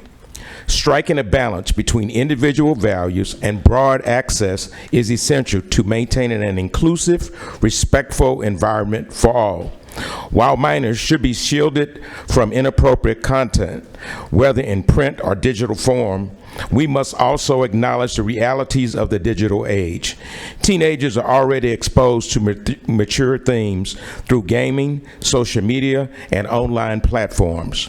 A more effective approach may lie not in outright restriction, but in a balanced strategy that includes age-appropriate access, parental involvement, and ongoing education to help young people navigate such content responsibly.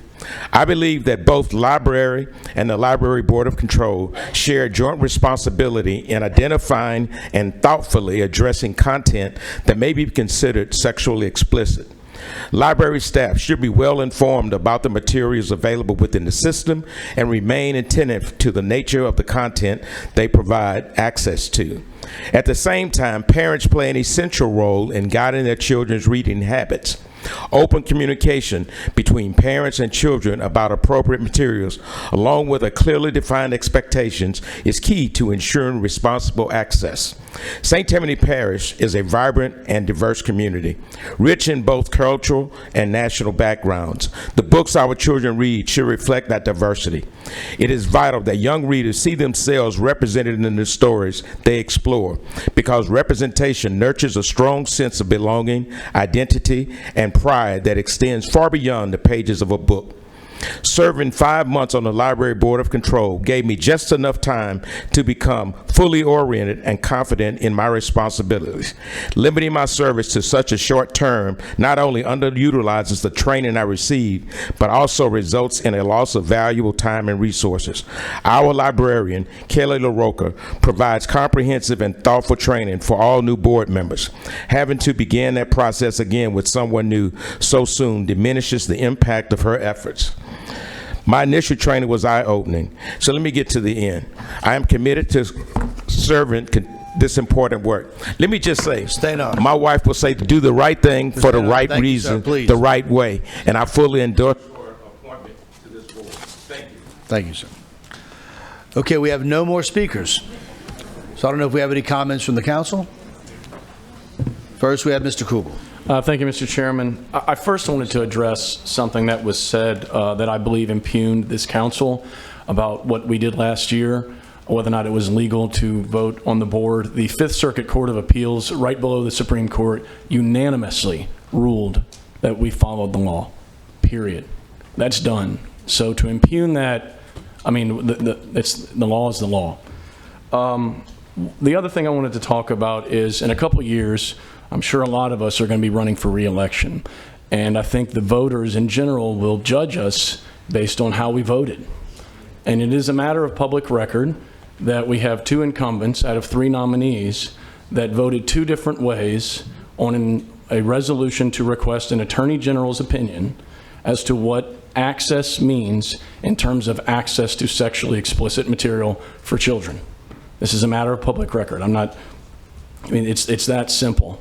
So, and there is a concern, has been relayed to me, that a lot of the reason there's an opposition to an opinion is because there's a sincere worry that Attorney General Liz Murrell is going to release a very conservative opinion.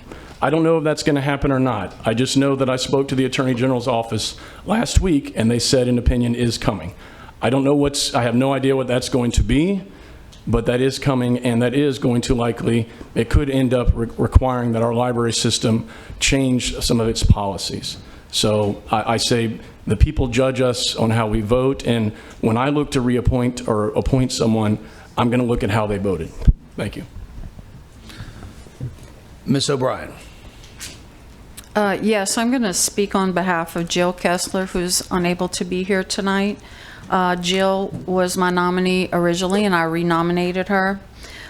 Some people said something about others not having experiences with, I guess, education or reading.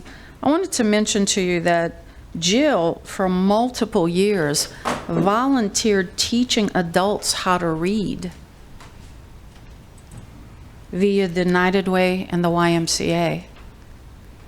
I really don't know if anybody else did that, but I think that's pretty significant and wonderful that she took the time to do that. She also volunteered providing consulting and hands-on care for the elderly for several decades. Now, when we talk about people not finishing their term, she was nominated and given a one-year term in May of last year.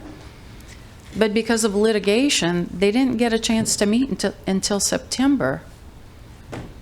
So although she was voted to have a one-year term, she has not served nearly a full year.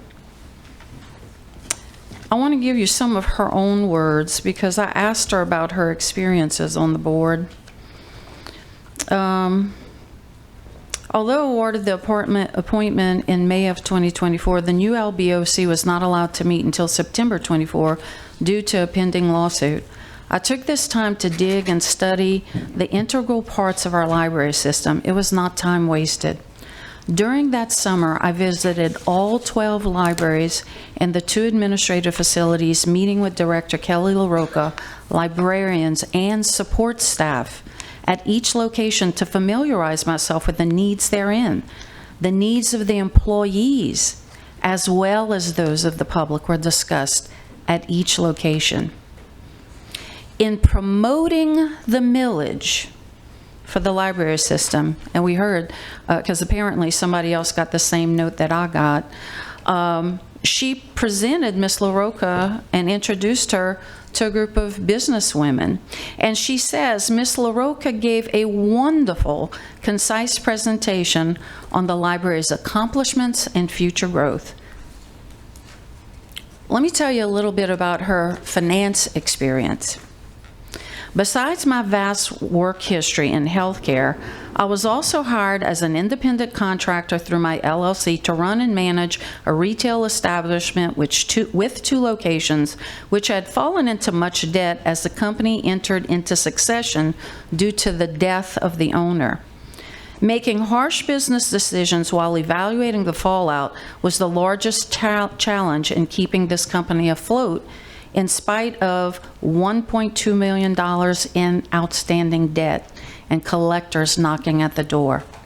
Navigating a sale of the building and land, which was free from debt, for $1.5 million orchestrated a path out of bankruptcy. This type of background helped me analyze the library budget with greater clarity, weighing pros and cons of money appropriated. I intend to continue with a realistic point of view, exercising fairness where the LBOC is concerned in its future. And she also added, my position to represent the constituents/taxpayers of St. Tammany, listening to their needs, wants, concerns over library materials, spending and services has been a great privilege. It has kept me in touch with a variety of people via questions I have asked of all professions, backgrounds, religions, ages, and socioeconomic statuses. And she says, with the Parish Council's blessing, I will continue in this capacity. I personally believe that the board is served best when we have a variety of professions represented. That is a rather large budget that the library is in charge of. I think it's $13 million right now.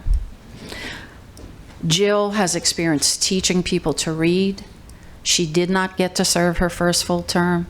She took the time to meet with everybody at every single library and administration buildings. And she says in her own words that it was a blessing and a privilege to work with all, notice that word all, professions, backgrounds, religions, ages, and socioeconomic statuses. I think we'd be privileged to have Jill continue serving on the library board. I think her experience in multiple different professions and the time that she took to learn about the library and promote it will hopefully be rewarded. I think she's an excellent choice. And I also would like to see Mr. Bayham selected, but I nominated Ms. Jill Kessler. And I know of her to be fair and honest and a good person who wants to make the best of the library even better. Thank you. Mr. Laughlin. Thank you, Mr. Chairman. I would just like to build upon what my colleague, Mr. Kugel, said. We to impugn what we did is just awful. We spent 3 days in federal court defending our right to put members on the library board and make these appropriate changes. I fully support my nominee, Mr. Bayham, and I look forward to him serving on the library. And Mr. Chairman, I think we should vote. Thank you. Yes, we are going to begin the voting process. Ms. Katrina?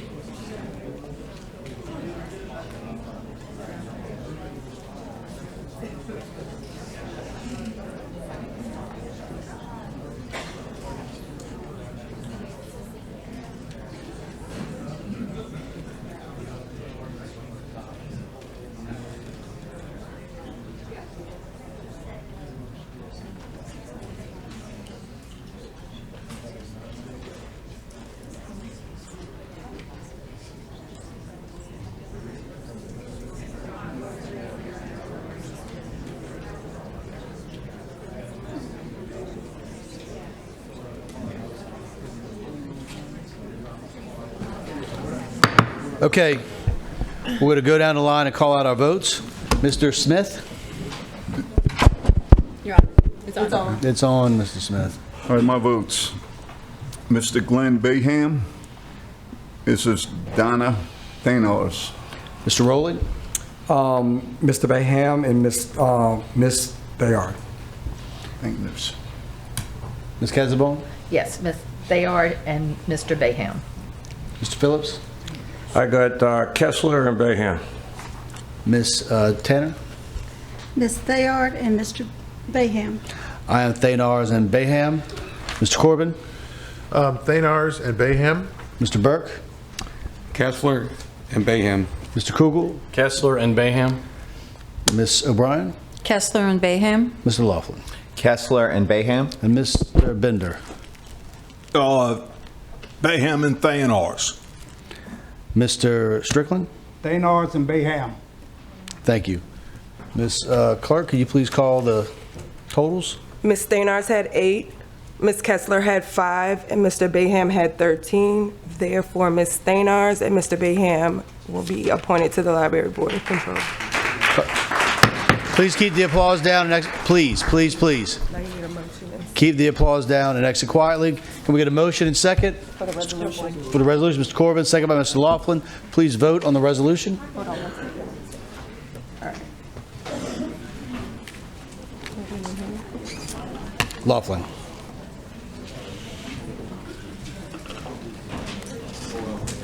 Ms. Tanner, what was your vote on the resolution? Just say yes. Oh, I'm sorry. What am I supposed to say? Yes. Yes. The motion is unanimous with 1 absent. I'm sorry. After y'all vote on the resolution. Oh, okay. All right, next item.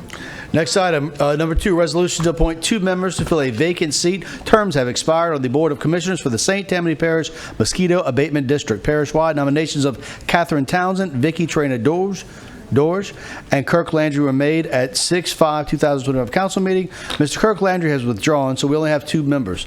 We have a motion by, we do have speakers. Okay. We have a lot of speakers, but we only have 2 spots and 2 nominees, so there's not really options. So the speakers would like to not speak, possibly, or waive it. Motion and second. This is to appoint both, let me just make sure I have this right, Ms. Vicky Traina-Dorge and Ms. Catherine Townsend. Okay, we have a motion and a second. Please vote. No, why speak? There's nothing to speak about.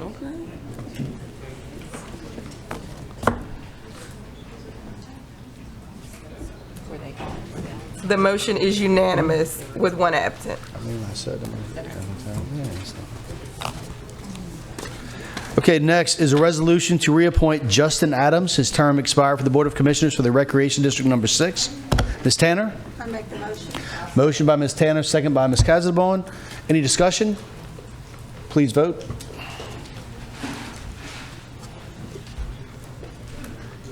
The motion is unanimous with 1 absent. What number is mine, Emily, the resolution? I just want to make sure it's pulled. I see this one here. Motion carries, we're finished? Yes. Okay, now we move on to the consent calendar, which are pages 3 through 5. Any items not pulled from the consent calendar are automatically approved in whole by 1 vote. Items pulled from the consent calendar are discussed and voted upon individually. A majority vote of the entire council, 8, is required to adopt the consent calendar. So I'm going to go down the items, the list of the items that are pulled. Then we'll go through the council members and see if they have any additional items that they would like to pull. Number 1 is ordinance calendar number 7900. Number 2 is ordinance calendar number 7904. Number 8 is ordinance calendar number 7910. Number 9 is ordinance calendar number 7911. Number 10 is ordinance calendar number 7912. Number 11 is ordinance calendar number 7913. And number 14 is ordinance calendar number 7916. On resolutions, we have number 3, Resolution Council Series C-7130. Number 7 is Resolution Council Series C-1734. Did that get mine? pulled? 7134. Yes. Who? That was Jerry. On the second resolution.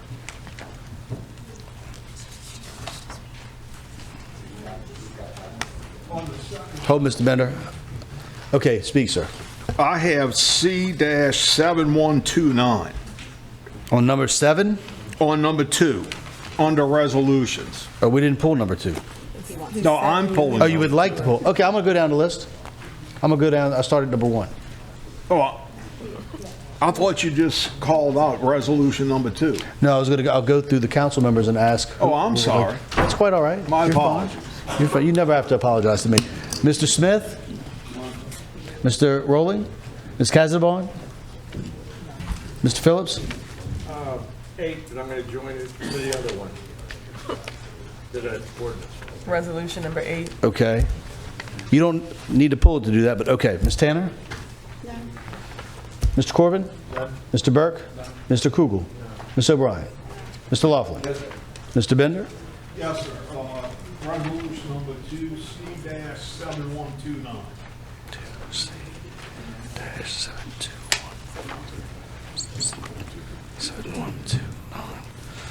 Okay, and Emily, did we find a one? Make sure mine was pulled? Mine is number 7. Administration, do you have anything you would like to pull? No? Excellent. Okay, let's get back to, all right, number 1 is ordinance calendar number 7. Oh, I'm sorry. Mr. Corbin, do you have a motion to adopt the consent calendar as, less the item pulled? Second by Mr. Burke. Please vote. Thank you for the reminder.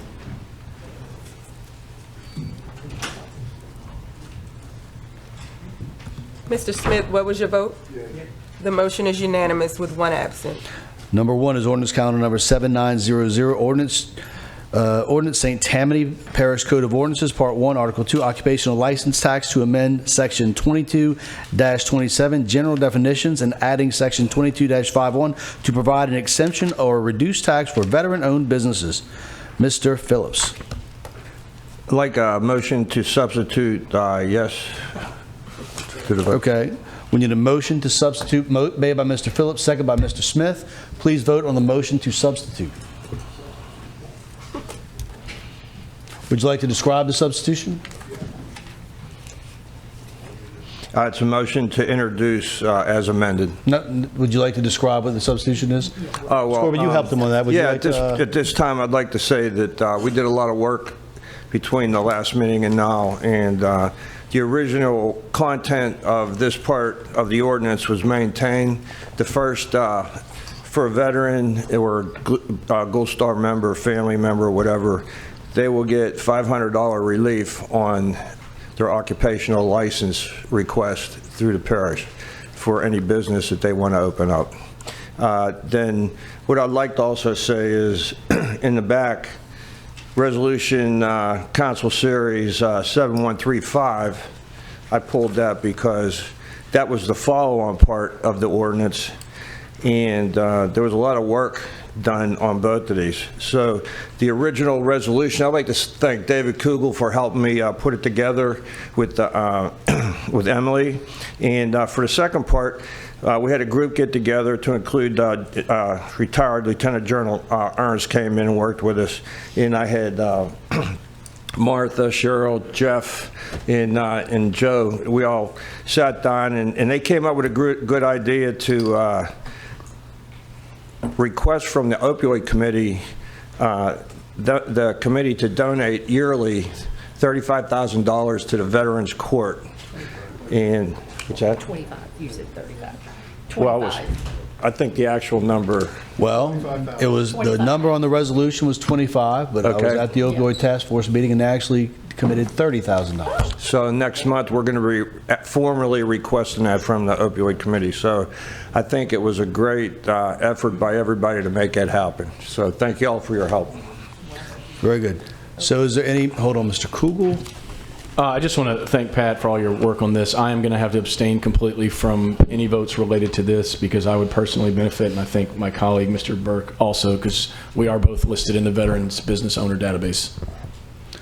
Okay, so we have a motion on the second on the substitution to the ordinance.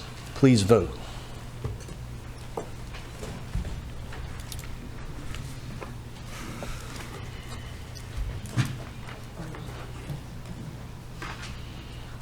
The motion passes with 10 yeas, 2 abstentions, and 2 absent. Mr. Phillips, do you move to introduce? I do. Second by Mr. Rowland? Mr. Smith? Okay. Thank you. Okay, number 2 is ordinance calendar number 7904, ordinance to extend a 6-month moratorium within the boundaries of Council District 9 as established by Ordinance Council Series number 22-5061 on the receipt of submissions by the St. Tammany Parish Department of Planning and Development and/or the issuance of permits by the St. Tammany Department of Permits and Inspections for the rezoning or subdivision or re-subdivision and/or any construction placement within the following: 1, any parcel of land 10 acres or larger, which would result in allowable density of any residentially zoned parcel greater than or more dense than an A2 subdivision district; 1, single-family unit per acre; or 2, any parcel of land less than or smaller than 10 acres, which would result in an allowable density greater than or more dense than an A3 suburban district; 2, single-family units per acre; or 3, any residential permitted use in planned unit development overlay PUDs; or 4, any residential permitted use in traditional neighborhood developments; or 5, any single-family dwelling and/or lodging permitted use in highway T commercial zoning district; or 6, any residential permitted use in a planned business campus; or 7, any residential properties 1 acre or greater on all roads without land clearing permit. Mr. Kugel. Thank you, Mr. Chairman. Turn his mic on. Thank you, Mr. Chairman. I continue to have numerous drainage issues, and we have various drainage studies ongoing in my district, as well as some other infrastructure concerns. But I am going to move to amend this, because I am going to, as far as the issuance of permits for timber harvesting, I'm going to, Emily has prepared an amendment for that. So what is the procedure, Emily? So I'll motion to amend and reintroduce? Yeah, just a motion to substitute. We'll vote on the motion to substitute, and then if that is passed, you'll introduce as substituted. Okay, and just this, the amendment is, I don't know if everyone received it or not, it just Yes, does not. everybody see. They did? Okay, so it basically does not cover timber harvesting, but timber harvesting would be permitted as long as it is in line with Sustainable Forestry Initiative, and I believe that also would require replanting after there's harvesting. So a motion to substitute by Mr. Kugel, second by Mr. Corbin. Seeing no discussion, please vote on the substitution. Vote on the substitution.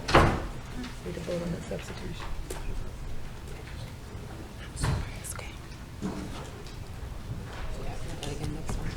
The motion is unanimous with 2 absent. Okay, Mr. Kugel, do you move on the ordinance? Motion second by Mr. Laughlin. Okay. Hold on. Next we go to number 8. Ordinance calendar number 7910, ordinance to address public comments, improve code administration, make minor changes and corrections, and clarify the St. Tammany Parish Code of Ordinances parish-wide. Ms. Casabon? Yes. Yes, this is. You have to press the button. Ms. Ross has anything to add to this? This is just some clarification on the different rounds that we did on the unified code. I make a motion to approve. I believe there's a substitution. Was that the one? I don't have. You want to do the substitution? It says here there's a substitute ordinance. Mr. Corbin has the substitution. It was a few words that we needed to add to include a few things. That's not, Wasn't it? it's totally different. Go ahead. That's the FEMA one.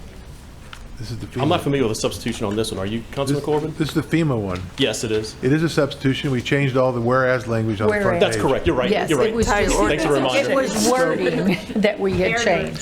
So this one, the reason for the substitution is instead of using the standard language, the boilerplate that had been used as we've made adjustments, this language was modified to reflect that we're changing the FEMA requirements embedded directly in the UDC to reflect specifically what FEMA requires in order for us to move forward. That's why we have great staff members, Councilman Corbin. Okay, we have a motion by Mr. Corbin, second by Ms. Casabon on the substitution. Please vote. How was on? The motion is unanimous with one absent. Okay, move to introduce by Ms. Casabon and second by Mr. Corbin. Okay, number 9 is ordinance calendar number 7911, ordinance to address public comments, improve code administration, make minor changes and corrections, and clarify the St. Tammany Parish Code of Ordinances parish-wide. Ms. Casabon. Ms. Casbon, you want me to do the 3 for this? Please, Mr. Liner. All right, so there are 3 updates on this particular round of amendments. It's for marinas to be allowed in community-based facilities and public facilities districts, and how we measure pool decks. You know, very important because of where easements are and for drainage purposes. So we had to clarify how we measure a pool deck.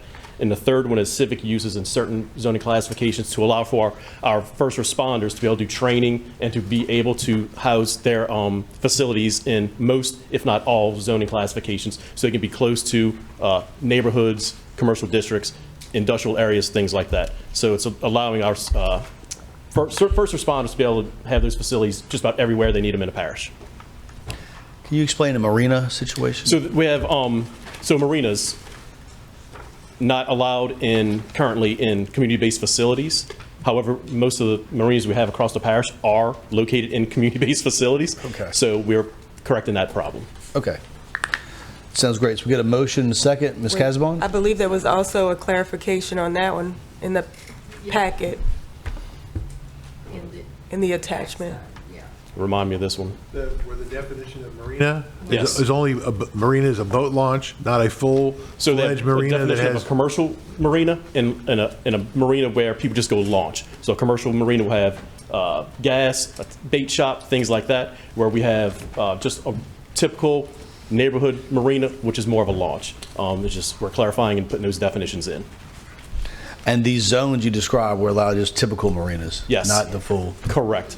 Perfect. Thank you so much for the clarification. Now, second by Mr. Corbin.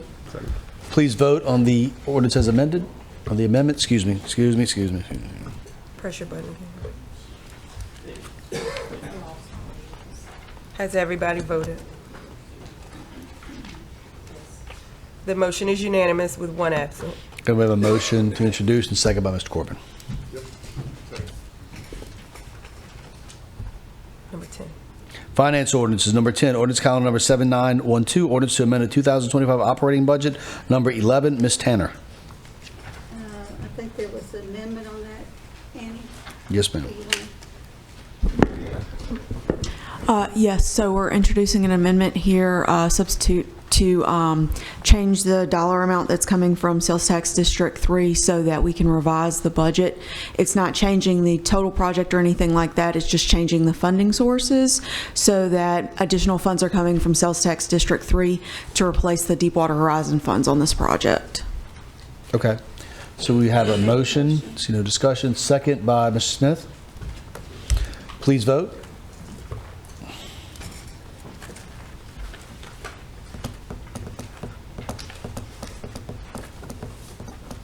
The motion is unanimous with one absent. Okay, a motion introduced by Ms. Tanner, second by Mr. Smith. Yes.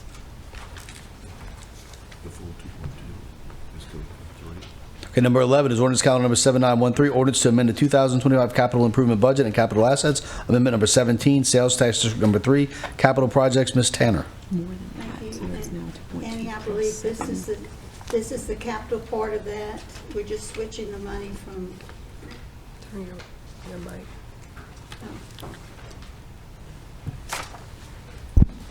Okay. Yes, so this is, so the first one was on the operating side to actually transfer the money to the capital project, and then this is the capital project itself. I make the motion to amend. Motion, second, Mr. Rowling, please vote.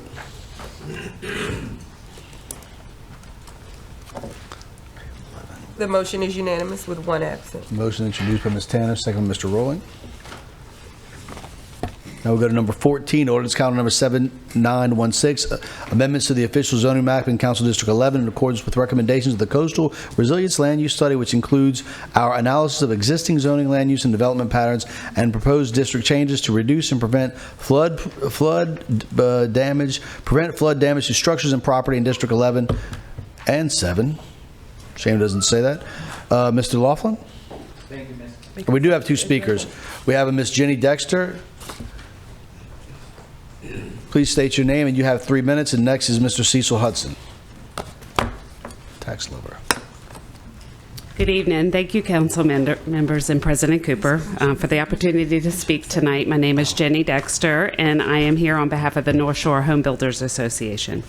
I'm here to respectfully request that you make a motion to postpone the amendment to the zoning map for the proposed Resilience Overlay 2. As stakeholders, we were promised meetings to provide our input, yet none have taken place to date. These conversations are not just procedural formalities. They are vital to ensuring the amendment reflects the perspectives and needs of the communities it will affect. Moreover, a comprehensive housing study is currently underway and is scheduled for completion by October. This study will offer critical insights that alongside meaningful stakeholder engagement will help identify the areas that most urgently require attention or revision. Tabling this amendment until these two steps, the housing study and stakeholder meetings, are complete is not a delay. It is a responsible step towards thoughtful, informed decision-making. Thank you for considering this request.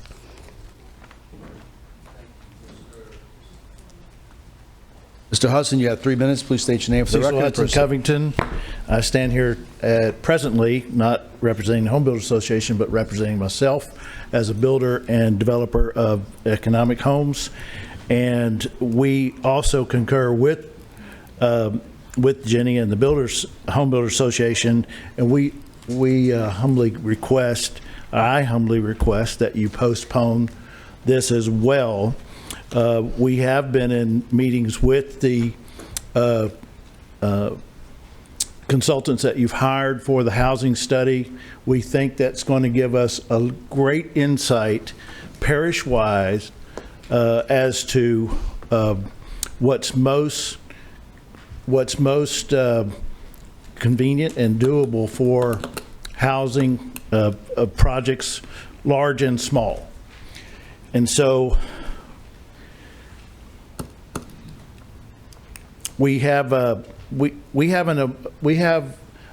ability to serve the voters and the residents of this parish, to bring affordable housing to communities such as this area. We have the ability to build in these areas. We have the expertise to build in these areas. And we're not talking about massive overbuilding. We're talking about selective sites that are conducive for your constituency, our clients. And so we, again, ask that you consider postponing this until the housing study comes to fruition, and that we can see these and have these stakeholder meetings so that we can all be more informed and make better decisions for the parish. Thank you. Thank you very much. Mr. Laughlin. Thank you, Mr. Chairman. I would like to ask both home builder speakers to come back up to the mic, please. Just want to clarify, while you're coming up, this is only for District 11. So we met at the stakeholders meeting, and at the time, y'all had no problem going forward with this phase in District 11. It was the first phase. This is No. second, This right? this is the second phase, but not including Councilman Impastado's district, just including District 11 below I-12, the space basically around the Honeybee parcel. Well, Cecil could speak to it because he was at that Yes, he meeting. was. And I think the concession was 100% agreement below I-12, but above I-12, not to blanket the entire area. This doesn't include and that- above I-12 at all. I mean, I'm sorry, above 192 I-12, to Right, not and this blanket is- the entire area, that there might be pieces that does not have to be raised and that is not susceptible to the repetitive flooding. I would point out that that is not the agreement we had made, You were there.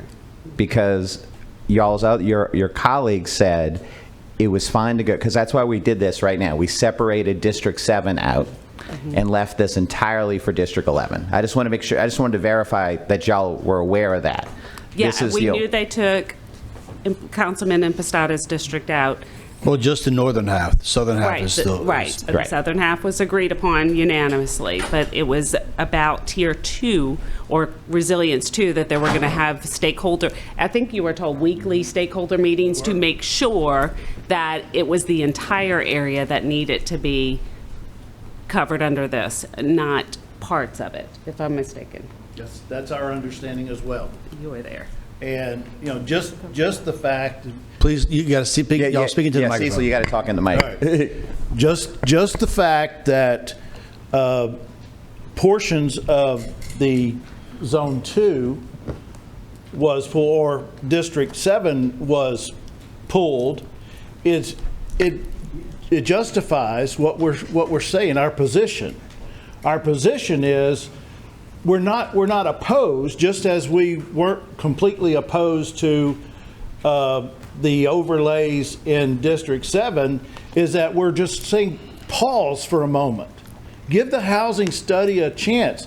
I mean, we're paying a lot of money for this housing study that's going to give us the answers. And it may not be the answers that we as builders and developers want to hear, but I think it's going to be the right answers for all of us. The housing study for coastal resilience? No, the housing study for the parish. The coastal resilience just is another layer to deter building and development in the areas that we feel is, if you do continue to put these layers on, is disenfranchising your constituents, our clients. Sir, you might, so I have the floor right now, so you might not be aware of this, but your predecessor, this is my baby. This is what I campaigned on, this is what, and got reelected on. When I went and spoke to the home builders and let them know about this moratorium that I have in place, he goes, Arthur, don't worry, we don't build in that area. His exact words. Because this was the area where D.R. Horton wanted to build 1,900 homes.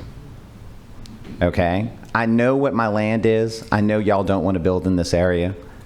It is because, and when so when we were discussing with the other ones, no one had a problem with my district. District 11, y'all were ready to fully accept. I gave y'all an extra, we postponed this, and now we cut Joe's district out. And at this point, I'd like to ask Desireline to come up and explain why we need this. May I respond to my predecessor? No, sir. No, sir. No, sir. Okay. Please state your name for the record and begin. How are y'all? My name is Alex Carter. I'm the founder and principal planner at Desireline. Evelyn Campo, Desireline. So I'm a certified planner. Evelyn is a certified floodplain manager. First and foremost, I want to just clarify that this study isn't intending to stop all development. That's really important because it's really important for the state of Louisiana to sort of be more proactive about what kind of building stock is developed that our future families are living in, that our kids are buying. And so first and foremost, this is both a study that recommends base zoning that's lower densities, so you don't have 1,900 homes built on a rural street that wasn't designed for that level of intensity, right? So we don't want, right, that part has already been approved. The second part is where you can build houses, right, on larger lots, those houses just need to be elevated, right? So this is a pretty common development style. These are not, building forms that are kind of foreign to Louisiana. It's a very historic, kind of common sense. We have homes in these areas that are being bought out or being elevated with grants, and they have slab-on-grade houses being built next door. I know Councilman Laughlin is very familiar with this. And so I just want to emphasize also that this is not a blanket zone. It is lot by lot based. It's based on the topography. It's based on a history of flooding. It's based on future predictions with the Coastal Restoration Authority and repetitive loss with FEMA. And so it's built from many, many data sets, but also from residents' input in the community we have spoken to. We've visited their homes. We've gone to their picnics. And it's twofold. It's a concern over density, but it's also a concern over the type of building stock that we're sort of shackling our future families with in areas where we know they're going to flood, right? These areas are going to flood, and the infrastructure isn't quite there yet. And it's not just drainage infrastructure, it's utilities and roads. And until those things are improved, these are sort of the smartest way to move forward in a sustainable manner. And again, I'll just emphasize, it's not a blanket. It's the reason it's a coastal resilience zone is we're able to map it on specific parcels and take parcels out that are higher and drier. And so when you look at the layer itself, you're going to see spots where it's not applied, and that's intentional because we don't want to use a broad brush and sort of say one size fits all, let's stop development everywhere. We are trying to be very conscientious about people's investment in their homes and their livelihoods, and sort of promote as much as we can a more predictable, safer future within these districts. Alex, if I may, we're not stopping development. You can still develop these areas. Is that correct? That's correct. And That's are these correct. flood-prone areas where we're saying just don't build a slab-on-grade house? That's exactly right. It's that simple. And there's even lots of provisions. We have 2 different districts. There are different requirements for the Res 1 as there is for Res 2. And the Res 1 is the more restrictive district. That's the one that's south of, I keep confusing I-12, south of 190. The Res 2 is actually more or less restrictive because it's higher. It's less, I don't want to say it's less floodplain, but the profile is different. Yeah, it's further from coast. Slightly inland, yeah. Exactly. Okay, we have Mr. Corbin, and we have a long meeting, y'all. Please, Mr. Corbin. Yeah, I just have a quick question, Alex, for you guys. Yeah. Most recently, I had an opportunity to sit in with Ross Liner and got briefed on the wetland study that's wrapping up. Yeah. I wanted to know if that had weighed in to the work that you've done. So we've had limited input, but on front, because the coastal, the drainage planning that's happening, master drainage planning that's happening is kind of a live ball. And so we're looking at historical data from FEMA that's completed with CPRA and data sets that are final, but I've let Ross weigh in because we've also been working closely with their staff and they've been giving us feedback throughout the process. So I would think about it the opposite way, actually. To the microphone, Mr. Liner, please. What our Wetlands Planning and Policy Guide has confirmed is that what their study detailed was correct. So our wetlands, based on their study, the 2 match up perfectly. Great. That's really what I wanted to address. Secondly, there is a new data set that might be that's available that you might want to go take a look at. The Mosquito Abatement District recently procured new LiDAR data that replaces basically what I hear is 20-year-old LiDAR data that's been used for a very, very distinct mapping of the area. It might be worthwhile. We're at some point in time, constantly we'll take a look looking, at that. at different Okay. LiDAR data from DOTD, mosquito abatement, and different groups. Well, So they just we'll got take a look at They it. just got their set delivered within the last 6 months. So it's brand new LiDAR data. They procured themselves. I think it'd be something for you to take a look at. Thank you so much, Councilman Corbin. We have to make a motion, Mr. Laughlin. Okay, just to confirm, so this is going to adopt the entire plan in District 11, the southern portion of District 7, and we're going to continue to meet, and we need to make sure we increase the frequency of those, or get those meetings going. I believe economic development is helping us set those up. We're going to have meetings once a week, and we haven't met. We would like to move forward with the balance of District 7 as soon as possible. So Laughlin, do you have a motion? Yes, sir. Oh, motion to amend. Thank you, Emily. Motion to amend by Mr. Laughlin, second by Mr. Corbin. Please vote.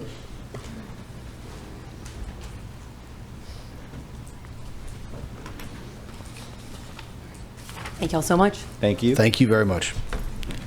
The motion is unanimous with 3 absent. Okay, I have a motion to introduce, second by Mr. Strickland. Next we'll go to resolutions. First is number 3. Number 2. Resolution number 2. Oh, I'm so sorry. Number 2, Resolution Council Series C-129, resolution appealing a resolution Council Series number C-1844 and adopting FEMA flood insurance rate map. Mr. Bender. Thank you, Mr. Chairman. I'd like to call on Mr. Liner to give us an explanation of this. Absolutely. Thank you, sir. So right after Katrina, FEMA put out some what they called advisory BFEs. And at that time, the council passed a resolution to use those. In addition, currently, we have the preliminary and the effective firms. So we need to remove and repeal this. That was a temporary measure, but it was just never removed officially from the council as a resolution. So we're asking the council to do that tonight so we can clean up our books. Okay. Okay, so unless anybody has a question for Mr. Liner, I'll make the motion to, as stated, to repeal this resolution C-7129. Or remove, would you rather remove or repeal? I'm going to go with what I think the district attorney's office helped us with this, and it's a repeal. Remove. It says repeal. I hear you. Yes. We're repealing Resolution C-1844. Motion, second, Ms. Smith, please vote. On the repealment?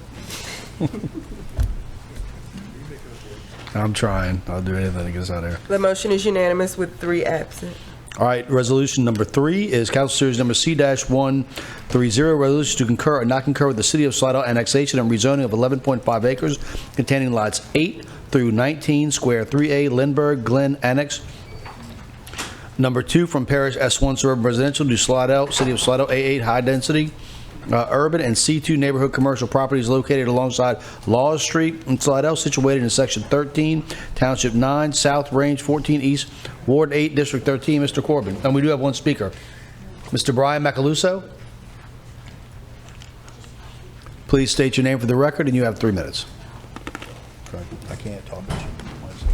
Brian Macaluso. So on this land, the main reason to annex this is to be able to get the city water and sewer at the end of Laws and the surface road. Okay. And that's the main reason. Mr. Corbin. Yeah, I'm familiar. Oops, sorry. I'm familiar with the property. I've actually spent a lot of time on right off of Hoover Drive and Laws, so I'm very familiar with what area he's talking about. I did speak with Johnny Welburn at the City of Slidell to confirm the area and make sure I understood the rationale and what they were looking for. And as stated by Mr. Macaluso, that's correct. It'll give them access to city water and will help develop the city water that runs along I-10 service road. So it'll help bring that over to his property. Correct. Okay. Motion, Mr. Corbin? Second, Mr. Laughlin. Please vote.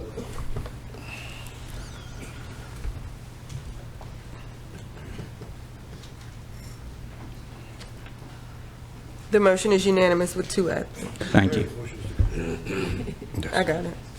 Resolution Council Series C-134, resolution urging the St. Tammany Parish Legislative Delegation to propose legislation allowing levying of a lower millage tax rate by local authority while maintaining the authority's ability to adjust the current authorized millage. Can I get a motion to postpone this? Motion, Mr. Corbin, second, Mr. Laughlin. Please vote. You're going too fast. Yes, unless otherwise stated. Yeah, unless otherwise. I mean, we may be ready by next month. If not, we'll be prepared by the month after that. Okay, and the last Wait a one. minute. The motion is unanimous with 3 absent. The last one is Resolution Council Series C-7135, resolution to encourage the opioid task force to contribute $25,000 to the Veterans Specialty Court in 2026 and continue to contribute a similar amount until the opioid settlement funds that are available to St. Tammany Parish are depleted or until the Veterans Specialty Court ceases to exist. Mr. Phillips? We already talked about it, but thank you again. Thank you. Motion, Mr. Phillips, second by Ms. Smith. Please vote.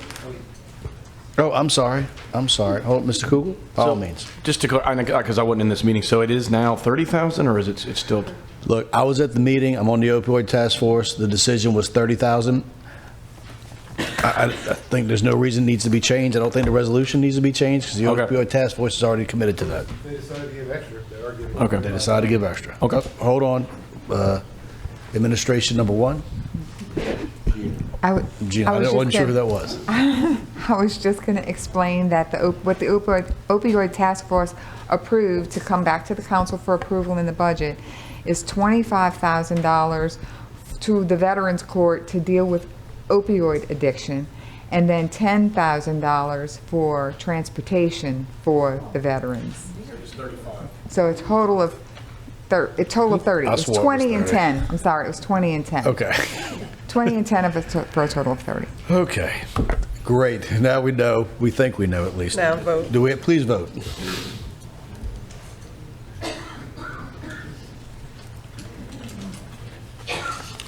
Okay, no more? Yes. The motion is unanimous with 3 absent. Now we're on to the ordinances for adoption. Number 1, ordinance calendar number... Hold on one second.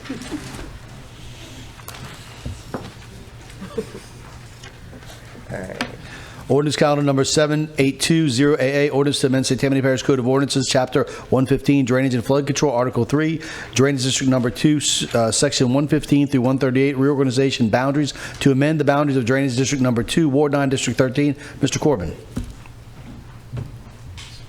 So moved. Motion by Mr. Corbin, second by Mr. Burke. Any discussion? I can explain it. If you must, by all means. It'll take barely a second. We have had an effort going on for some period of time to realign the boundaries and make sure that they matched with the description, and that has now been completed. Thank you, sir. We have a motion and a second. Please vote.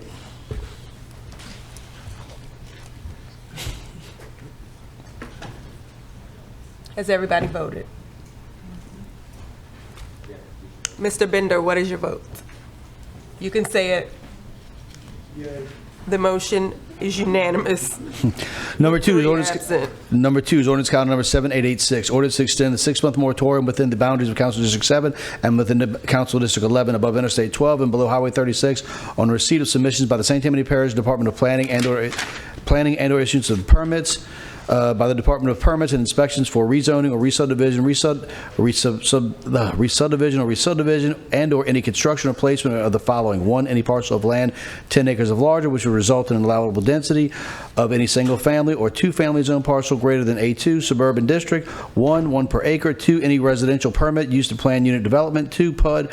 Or 3, any residential permit in traditional neighborhood development, TND. Or 4, any single-family dwelling unit or lodge permitted in the highway commercial zoning district. Or 5, any residential or hotel motel permitted use in a planned business campus zoning district. Or 6, new multifamily structures on any parcel of land zone A6, A7, or A8.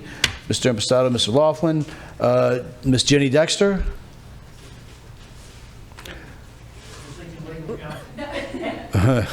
Might need it. Well, I do know, I think next month, Mr. Laughlin and I will be removing the majority of this. Okay. If that makes you talk for a shorter period of That time, might we might do remove the that. whole thing. I'll be generic then. All right, good evening again. I'm Jenny Dexter on behalf of the North Shore Home Builders. On this one, as I prepared my remarks for opposing the moratorium extension, I had revisited comments our organization made from over the years, as well as just on this very ordinance a year ago. Our message has been consistent. Moratoriums are not good for business and should be used only in true emergencies and for short, clearly defined periods, ideally 6 months or less. When those temporary measures stretch into decades, as they have in St. Tammany, they damage property values, remove land from commerce, and risk violating property rights. Moratoriums are not the answer to our traffic and drainage issues. More than 20 years ago, this council implemented mandatory impact fees to ensure that new growth helped pay for infrastructure. Builders and developers have paid millions upon millions of dollars towards roads and drainage systems. But ultimately, the responsibility for maintaining and upgrading infrastructure lies within government. The home building industry has fulfilled its part, but continues to be blamed for flooding and traffic issues. The root problem is not growth, it's the failure to keep up with growth through proper planning and investment. But that failure seems to stem from past administrators and officials before you, and it's besides the point. You have the power to implement real forward-thinking solutions. We've been told moratoriums would be lifted when the UDC was adopted, but now it is either when rezoning is completed or roads are built or when such and such study is finished. The target keeps shifting and the moratoriums remain, and they remove entire districts from commerce indefinitely, not narrow, tailored measures designed to address specific problems. So my request tonight is simple. Do not extend this moratorium to halt development. There is no emergency. There are no critical infrastructure problems in this area. Let's instead focus on practical, lasting solutions that work for everyone. Thank you. Thank you very much. We have a motion, a second. No, we don't. I'm sorry, Ms. Laughlin, motion, second by Mr. Strickland. Any discussion? Please vote. I thought this meant motion. The motion is unanimous with one absent. Number 3 is ordinance calendar number 7887, ordinance to extend for the additional 6 months the moratorium on the submissions of subdivisions to the Parish Planning and Zoning Commission for the rezoning of multifamily property and/or the issuance of certain permits by the Parish Department of Planning and Development. Permits for the construction or placement of new family building structures on property zoned A6, A7, A8, and/or any multifamily structure dwelling on property within the following zoning classifications. 1, any highway commercial district with lodging, including apartments, hotels, and motels. And 2, any planned business district, campus district, or planned unit development PUD, or any traditional neighborhood development TND. Council District Number 12, Mr. Bender. Thank you, Mr. Chairman. As I stated at agenda review, my district just has a multitude of apartments. And so I asked the council support to continue this moratorium. I'd like to be able to end it at some point, but I'd like to continue for another 6 months. Thank you, Mr. Bender. Motion, Mr. Bender, second by Mr. Laughlin. Any discussion? Please vote.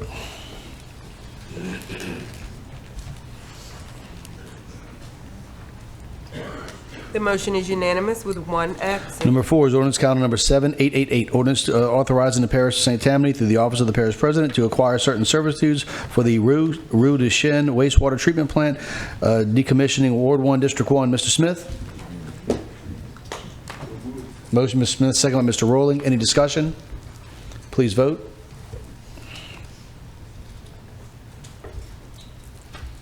The motion is unanimous with one absent. Number 5 is ordinance calendar number 7889, ordinance accepting finalized subdivisions to the road drainage inventory, specifically Simpson Farms Phase 2 warranty obligations released on March 11, 2025 by the Department of Engineering, Ward 3, District 3. Ms. Kazabon? Motion, Ms. Kazabon, second by Ms. Tanner. Any discussion? Please vote. The motion is unanimous with one absent. Number 6 is ordinance calendar number 7890, ordinance accepting finalized subdivisions to the road and drainage inventories, specifically Hidden Creek Phase 2 warranty obligations released on April 29th, 2025 by the Department of Engineering, Ward 1, District 3. Ms. Kazabon. Motion, Ms. Kazabon, second by Mr. Rowling. Any discussion? Please vote.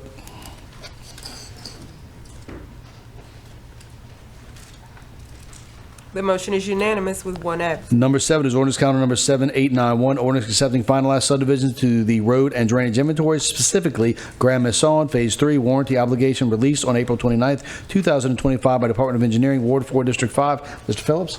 I so move. Motion, Mr. Phillips, second, Ms. Kazabon. Any discussion? Please vote.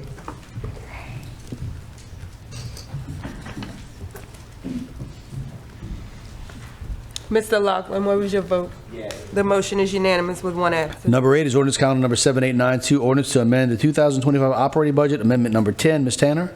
I make the motion. Motion, Ms. Tanner, second by Mr. Corbin. Any discussion? Please vote.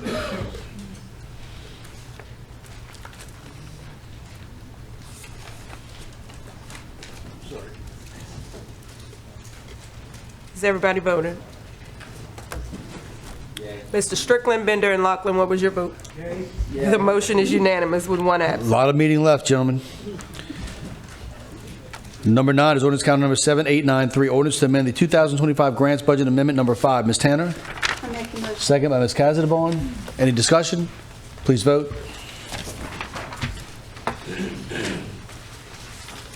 The motion is unanimous with one absent. Number 10 is ordinance calendar number 7894, ordinance to amend the 2025 capital improvement budget and assets, amendment number 14, parish-wide drainage capital assets. Ms. Tanner? I make the motion. We have speakers on this. Motion, Ms. Tanner, second, Ms. Kazabon. Speakers are Mr. Matthew Landry. Second speaker is Ms. Joycelyn Lowe. Please state your name for the record, and you have 3 minutes. Make sure you speak into the microphone. Yes, sir. You can take all that off of my time to speak because I have very little to say. Yes, ma'am. How you like that? I live in the area adjacent to this property, and I've been there for 40 years, and 40 years ago, there was not a problem, and the subdivisions came up, and I'm here tonight to urge you to take action to preserve a 168-plus acre tract of land located in a critical drainage area, land with a documented history of flooding, including my own property. My original house has flooded. We built a house on elevated, which we always planned to do, but the original house has flooded a couple of times. We'd call it that workshop. A workshop is flooded twice, and far too often the water gets dangerously close to the yard, and the yard floods heavily during storms. And well as the street. I'm getting tired, I'm sorry, I can't imagine this. This isn't just inconvenient, it's stressful, and it's becoming more frequent. It's a mess. This 168 acres area includes mostly wetlands, and it's the area where the Chinchuba Creek sort of begins and winds through, and it plays a vital role in absorbing stormwater. It is surrounded by neighborhoods such as DeVal, Glendale Heights, Rucker Road, Lockmere, Rye Road, Fox Run, Dove Park area, Sharp Road, and the Chinchuba continues through many other subdivisions before eventually reaching Lake Pontchartrain near Lewisburg. If this land is developed, the flooding will worsen, not just for me, but for thousands of residents, but we have a chance to prevent that. The landowners are willing to sell it at a fair appraised value. That opens the door for the parish to take it out of commerce and preserve it permanently to aid in absorbing this water. Using drainage and road funds along with impact fees would be appropriate and forward-thinking investment. These tools were created for exactly this kind of problem. We don't need to wait for another flood to act. We can protect this land now, while we still have the opportunity, and safeguard our neighborhoods for the future. Thank you. Thank you, Ms. Lowe. We have a motion and a second, right? Yes. Any discussion? Mr. Corbin. Annie, could you explain what the SA drainage as a dash to the mandatory impact fees means? I have no difficulty with what we're doing. I just want to know what that was. Yeah, so the SA means service area. Okay. So for drainage, that means that it's within the service area. So for impact fees, we have service area and non-service area. So it means whether or not it's below or above the urban growth boundary line. Very good. Okay, thank you very much. You're welcome. Okay, seeing no more discussion, please vote. Seeing no more. The motion is unanimous with one absent. Number 11 is ordinance calendar number 7895. Ordinance to amend the 2025 capital improvement budget and capital assets. Amendment number 15, development capital projects. Ms. Tanner? I make a motion. Motion, Ms. Tanner, second, Mr. Corbin. Any discussion? Please vote.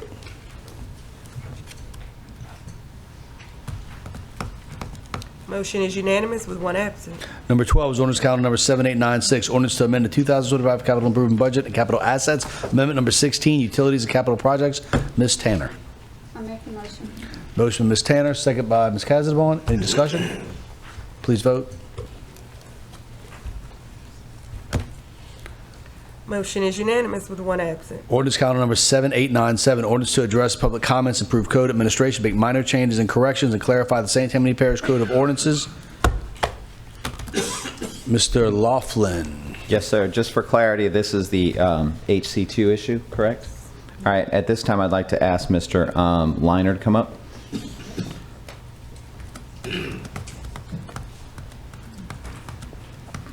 Good evening, Ross. Thank you. In light of the housing study that we have going on, and in light of the new wetlands issues and things like that, would it be prudent for us to wait to make this change? So I guess my job's not here to, give you advice on how this body's going to move forward as far as the council is concerned. My job is to provide research and analysis to the Planning and Zoning Commission so they make informed decisions, as well as the council. So is the housing study important to this parish? Absolutely it is. We've never had one before of this magnitude, and it's a very important project that's taking place. The Wetlands Planning and Policy Guide also would drive development where it's appropriate. So that is another study that's going on as well. So if this body feels like those projects are important to make an informed decision, then that's a decision that y'all have to make. Thank you. Because I think the study is going to try to show us what we need housing-wise. Where do we need apartments? Where do we need single family? Where do we need doubles? That's absolutely what it's going to say. Okay. Yep. All right. Thank you. In light of that, I would ask my colleagues if we postpone this indefinitely. Motion to postpone indefinitely, second by Mr. Smith. We do have some coming. First up is Mr. Kugel, and then we do have a lot of cards that would like to speak on this. Yes, they should speak.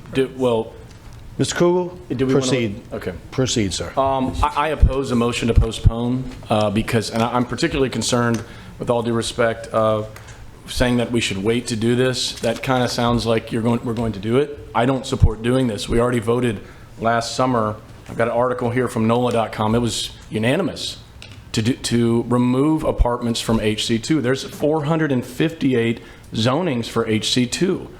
The concern as well I have, because people did come to speak specifically on the substance of this issue. If we go immediately into a motion to postpone, then they don't get the chance to do that. And I did have a question for legal. Emily, if I could, procedurally, the difference in us voting now, and if we end up voting this no, then that means if someone wants to do it again, they would have to introduce, wait a month, and then we would have to vote for adoption, correct?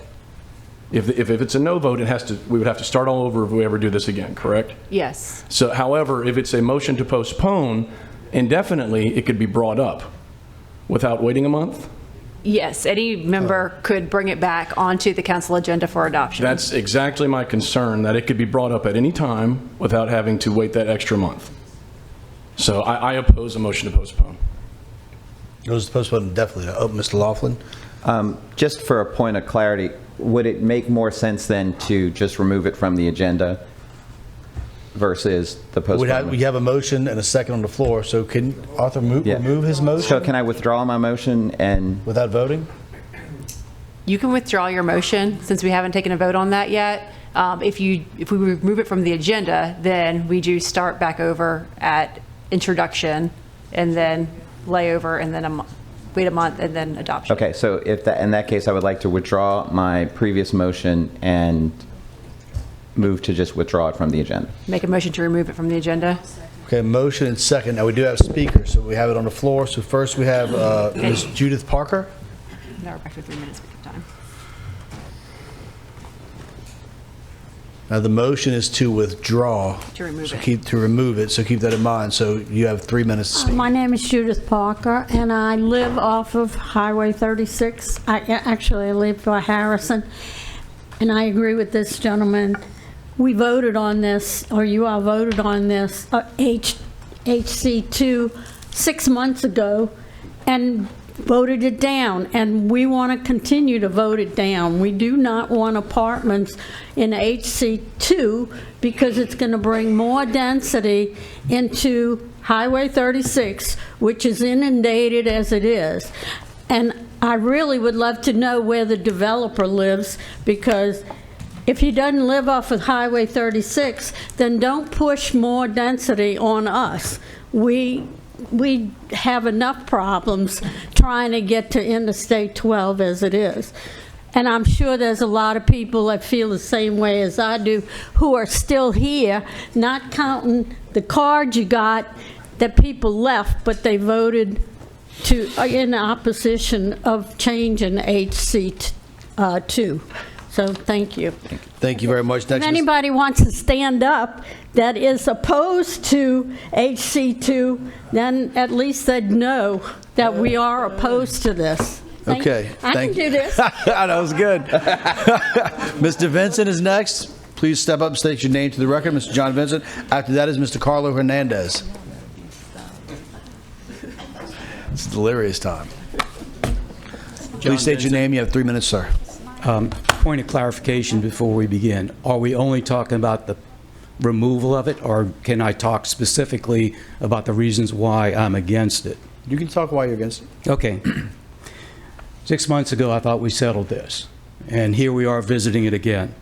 And the way it's kind of hidden in this ordinance, it brings up the very issue of distrust of the public. And this is vacation time. Most people are on vacation with their families. They don't even know this is going on. And it just appears it's being pushed by special interests, and that's pretty disgusting, actually. The staff indicates in their report about the number of HC2 zone properties in different communities. That's irrelevant. because it's not our community. It doesn't say where they are, how dense they are, how many they are. Right now, there's 5,000 acres that apartments can be built on that are zoned commercially. If you pass this, HC2, it's going to more than double that. Our roads can't handle it. Drainage can't handle it. Enough is enough. Density is our biggest enemy. Prohibiting HC2 does not, apartments in HC2 does not dramatically reduce a developer's ability to develop his property. There's 68 other business entities that can be built in HC2. The current zoning was placed in place 15 years ago. Our parish has changed dramatically in 15 years. In our own neighborhood, Highway 59, if you could see HC2, what could become apartments, it's ridiculous. We'd be wall-to-wall apartments. People would be taking down less productive businesses and building apartments in it. The arguments that something's being taken away from the owner because he now had HC2 with apartments and now can't build apartments at HC2, that's ridiculous. You all just changed the Uniform Development Code, and you put the setback even greater on commercial property. I think it went from 15 feet to 25 feet when you're adjoining a residential property. So you've already made changes. You've taken things away. You put moratoriums on. You do other things. You have other building requirements. The other thing is the buildable lot size. That didn't exist years ago, but now you have a buildable lot size. And it's even different if you're above the urban growth line. So things happen to people who buy property. And it's not dramatically limited to prevent apartments. So our roads, many of them have reached full capacity. Density, all of these HC2 properties are on major roads, and it's just going to jam them up even more. So I hope you do the right thing. Thank you. Thank you, Mr. Vincent. Great time management. Mr. Hernandez? Please state your name, and you have 3 minutes. Carlo Hernandez. I agree with the previous gentleman, and I just want to say that I also am opposed to having apartments as a permitted use in HC2, and I also support just simply removing this this ordinance from the agenda. Thank you. Thank you, Mr. Hernandez. Next is Mr. Robert Barnett.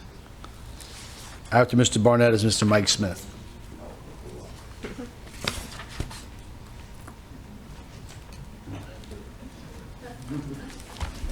Rob Barnett. I can't believe I'm back here again. I mean, we've litigated this before. It's over. It's done. Then you have a unanimous vote. It was done. Why are you going back to revisit this again? Stop it. I built up a network of several thousand people on emails. I can generate that again if you want me to bring them back out here and stuff this place. It's got to stop. There's no due process. I was just writing down notes here. There's no due process concern. We've got no additional input that needs to come from the public. It's been done before, again and again ad nauseum. There's no research. There's no information needed. Nothing's incomplete. There's no emergency. There's no objective reason to do this. Again, just stop. I'm not sure, I haven't taken the temperature of the room, but this being jammed through tells me we've got a special look, we all know I worked in this building a long time, and there's a special interest at play here, and this is coming. I don't know what it is, Mr. Cooper. Don't know. But there's a special interest at stake here, and they're trying to play the game. So just don't do it. Stop. Thank you, Mr. Barnett. Mr. Smith? Mr. Chairman, my comments were if there was a vote on this issue. Mr. Smith, you have to come to... No objection to withdraw, so I have no comment on it. Okay. Mr. J. Carey? Mr. Smith, you should know the rules, screaming from the audience. Mr. Airy, please proceed. Jay Carey, and I'll be really quickly fast. I've been sitting where you all sat before, and Didn't think I'd come here and have to hear the library and the department issue. My PTSD's been acting up, all meeting. But no, I agree. I mean, we had meetings before over this issue, and look, some of the developers that we want to have here, they do a great job. But I just don't think, we looked at this, that HC2 was appropriate for apartments. You all, we ended up not being able to get it done, I guess. I thought we'd actually voted on it, but, I actually agree with Mr. Kugel on something, so in record, and Mr. Barnett. So, lightning may strike here, but yeah, I don't see what the need to do this anymore. So I would agree to remove it. Thank you. Thank you. Miss Shannon Dardar. Next is Mr. Ross Favaloro.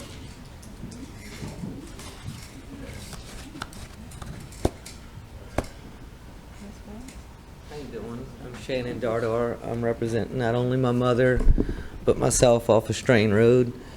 I didn't know it was just the H1C whatever. I was just told they were trying to do an apartment on the corner again.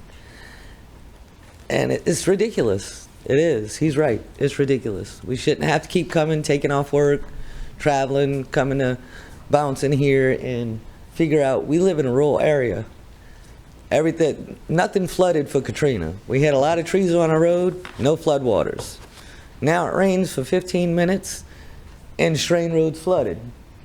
Him too, huh? I mean, what you gonna do with all these? Why do we keep coming back and doing this? This is, not only did we do this for the subdivision, they wanted to do apartments over there. Then we crossed the road. I thought we lived in the country. It's Metairie. I don't think none of these first responders have enough people to cover, even if we do try to slip it in another way. When we went to go fill out our little cards, we had to get, where's the lady that helped us? We had to get somebody to help us because we couldn't find it. It wasn't Strain Road and 59. And whoever is wanting to sneak this in, it's ridiculous. Go do this in the city. Leave us rural folks alone. We got too many animals, not enough smart people to stay out our yards so they don't get kicked by our horses. Save a couple squirrels too. After Mr. Favaloro is Ms. Carol Fowler. Mr. Favaloro, you have 3 minutes. Please state your name for the record and proceed. Yes, sir. Ross Favaloro. We have a great support tonight, like we didn't have quite as much 6 months ago. So I really don't need to say anything. We did. We defeated this in December. Apartments don't belong in Highway Commercial 2, and it is, like Mr. Jack couldn't have said it more perfect. It's just a real suspicious entrance into tonight's meeting. So, thank you all. Who was the last person?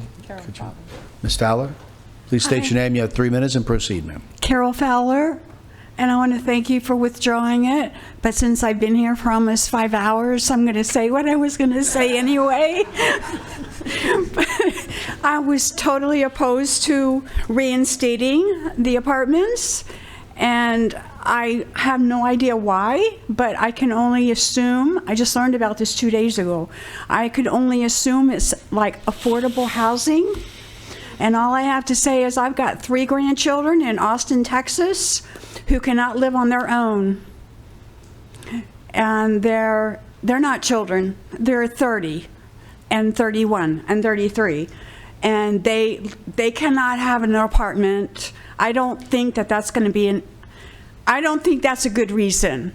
Because these kids, they're not kids, I know they're not kids, but they're my kids. And they can. Then my one daughter, my one granddaughter's living with my daughter. The other one has to share an apartment with 3 others. And then the other one had to move 30 miles out, and he's still sharing a house. So I don't know the difference in the gap in its Austin area is very expensive. I don't know the difference in gap in salary and home, cost of living there.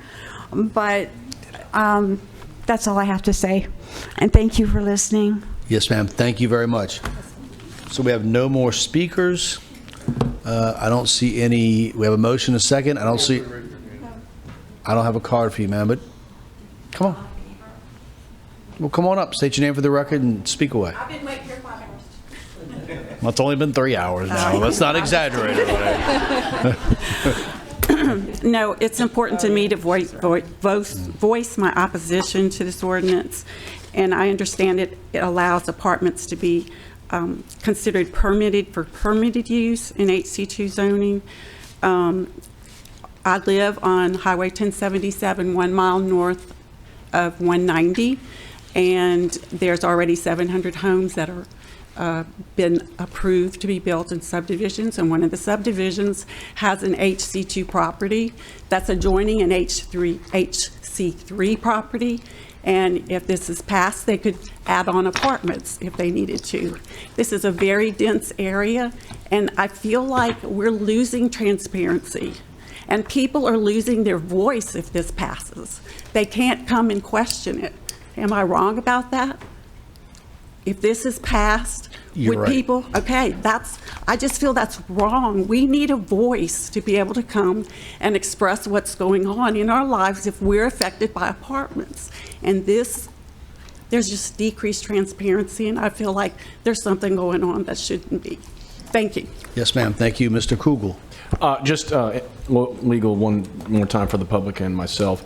The procedure removing from the agenda means if it ever comes up again, it would have to be introduced, then we would have to wait a month before a vote. Is that correct? We'll wait 7 days after publication is what our charter says, but that generally means the next month since we only meet monthly. So very sufficient notice to the public? Yes. I think. Okay. Okay. We have a motion and a second on the floor. Seeing no more discussion, please vote.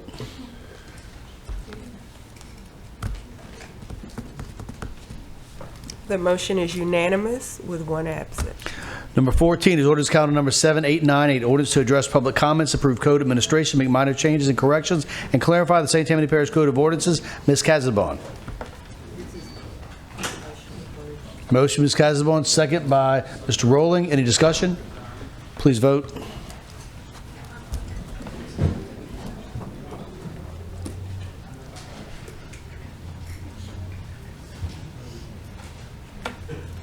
The motion is unanimous with two absent. Number 15 is ordinance calendar number 7899, ordinance establishing a no parking zone on medians along Morgan Drive, Ward 9, District 14. Mr. Strickland. Motion, Mr. Strickland, second by Mr. Kugel. Any discussion? Please vote.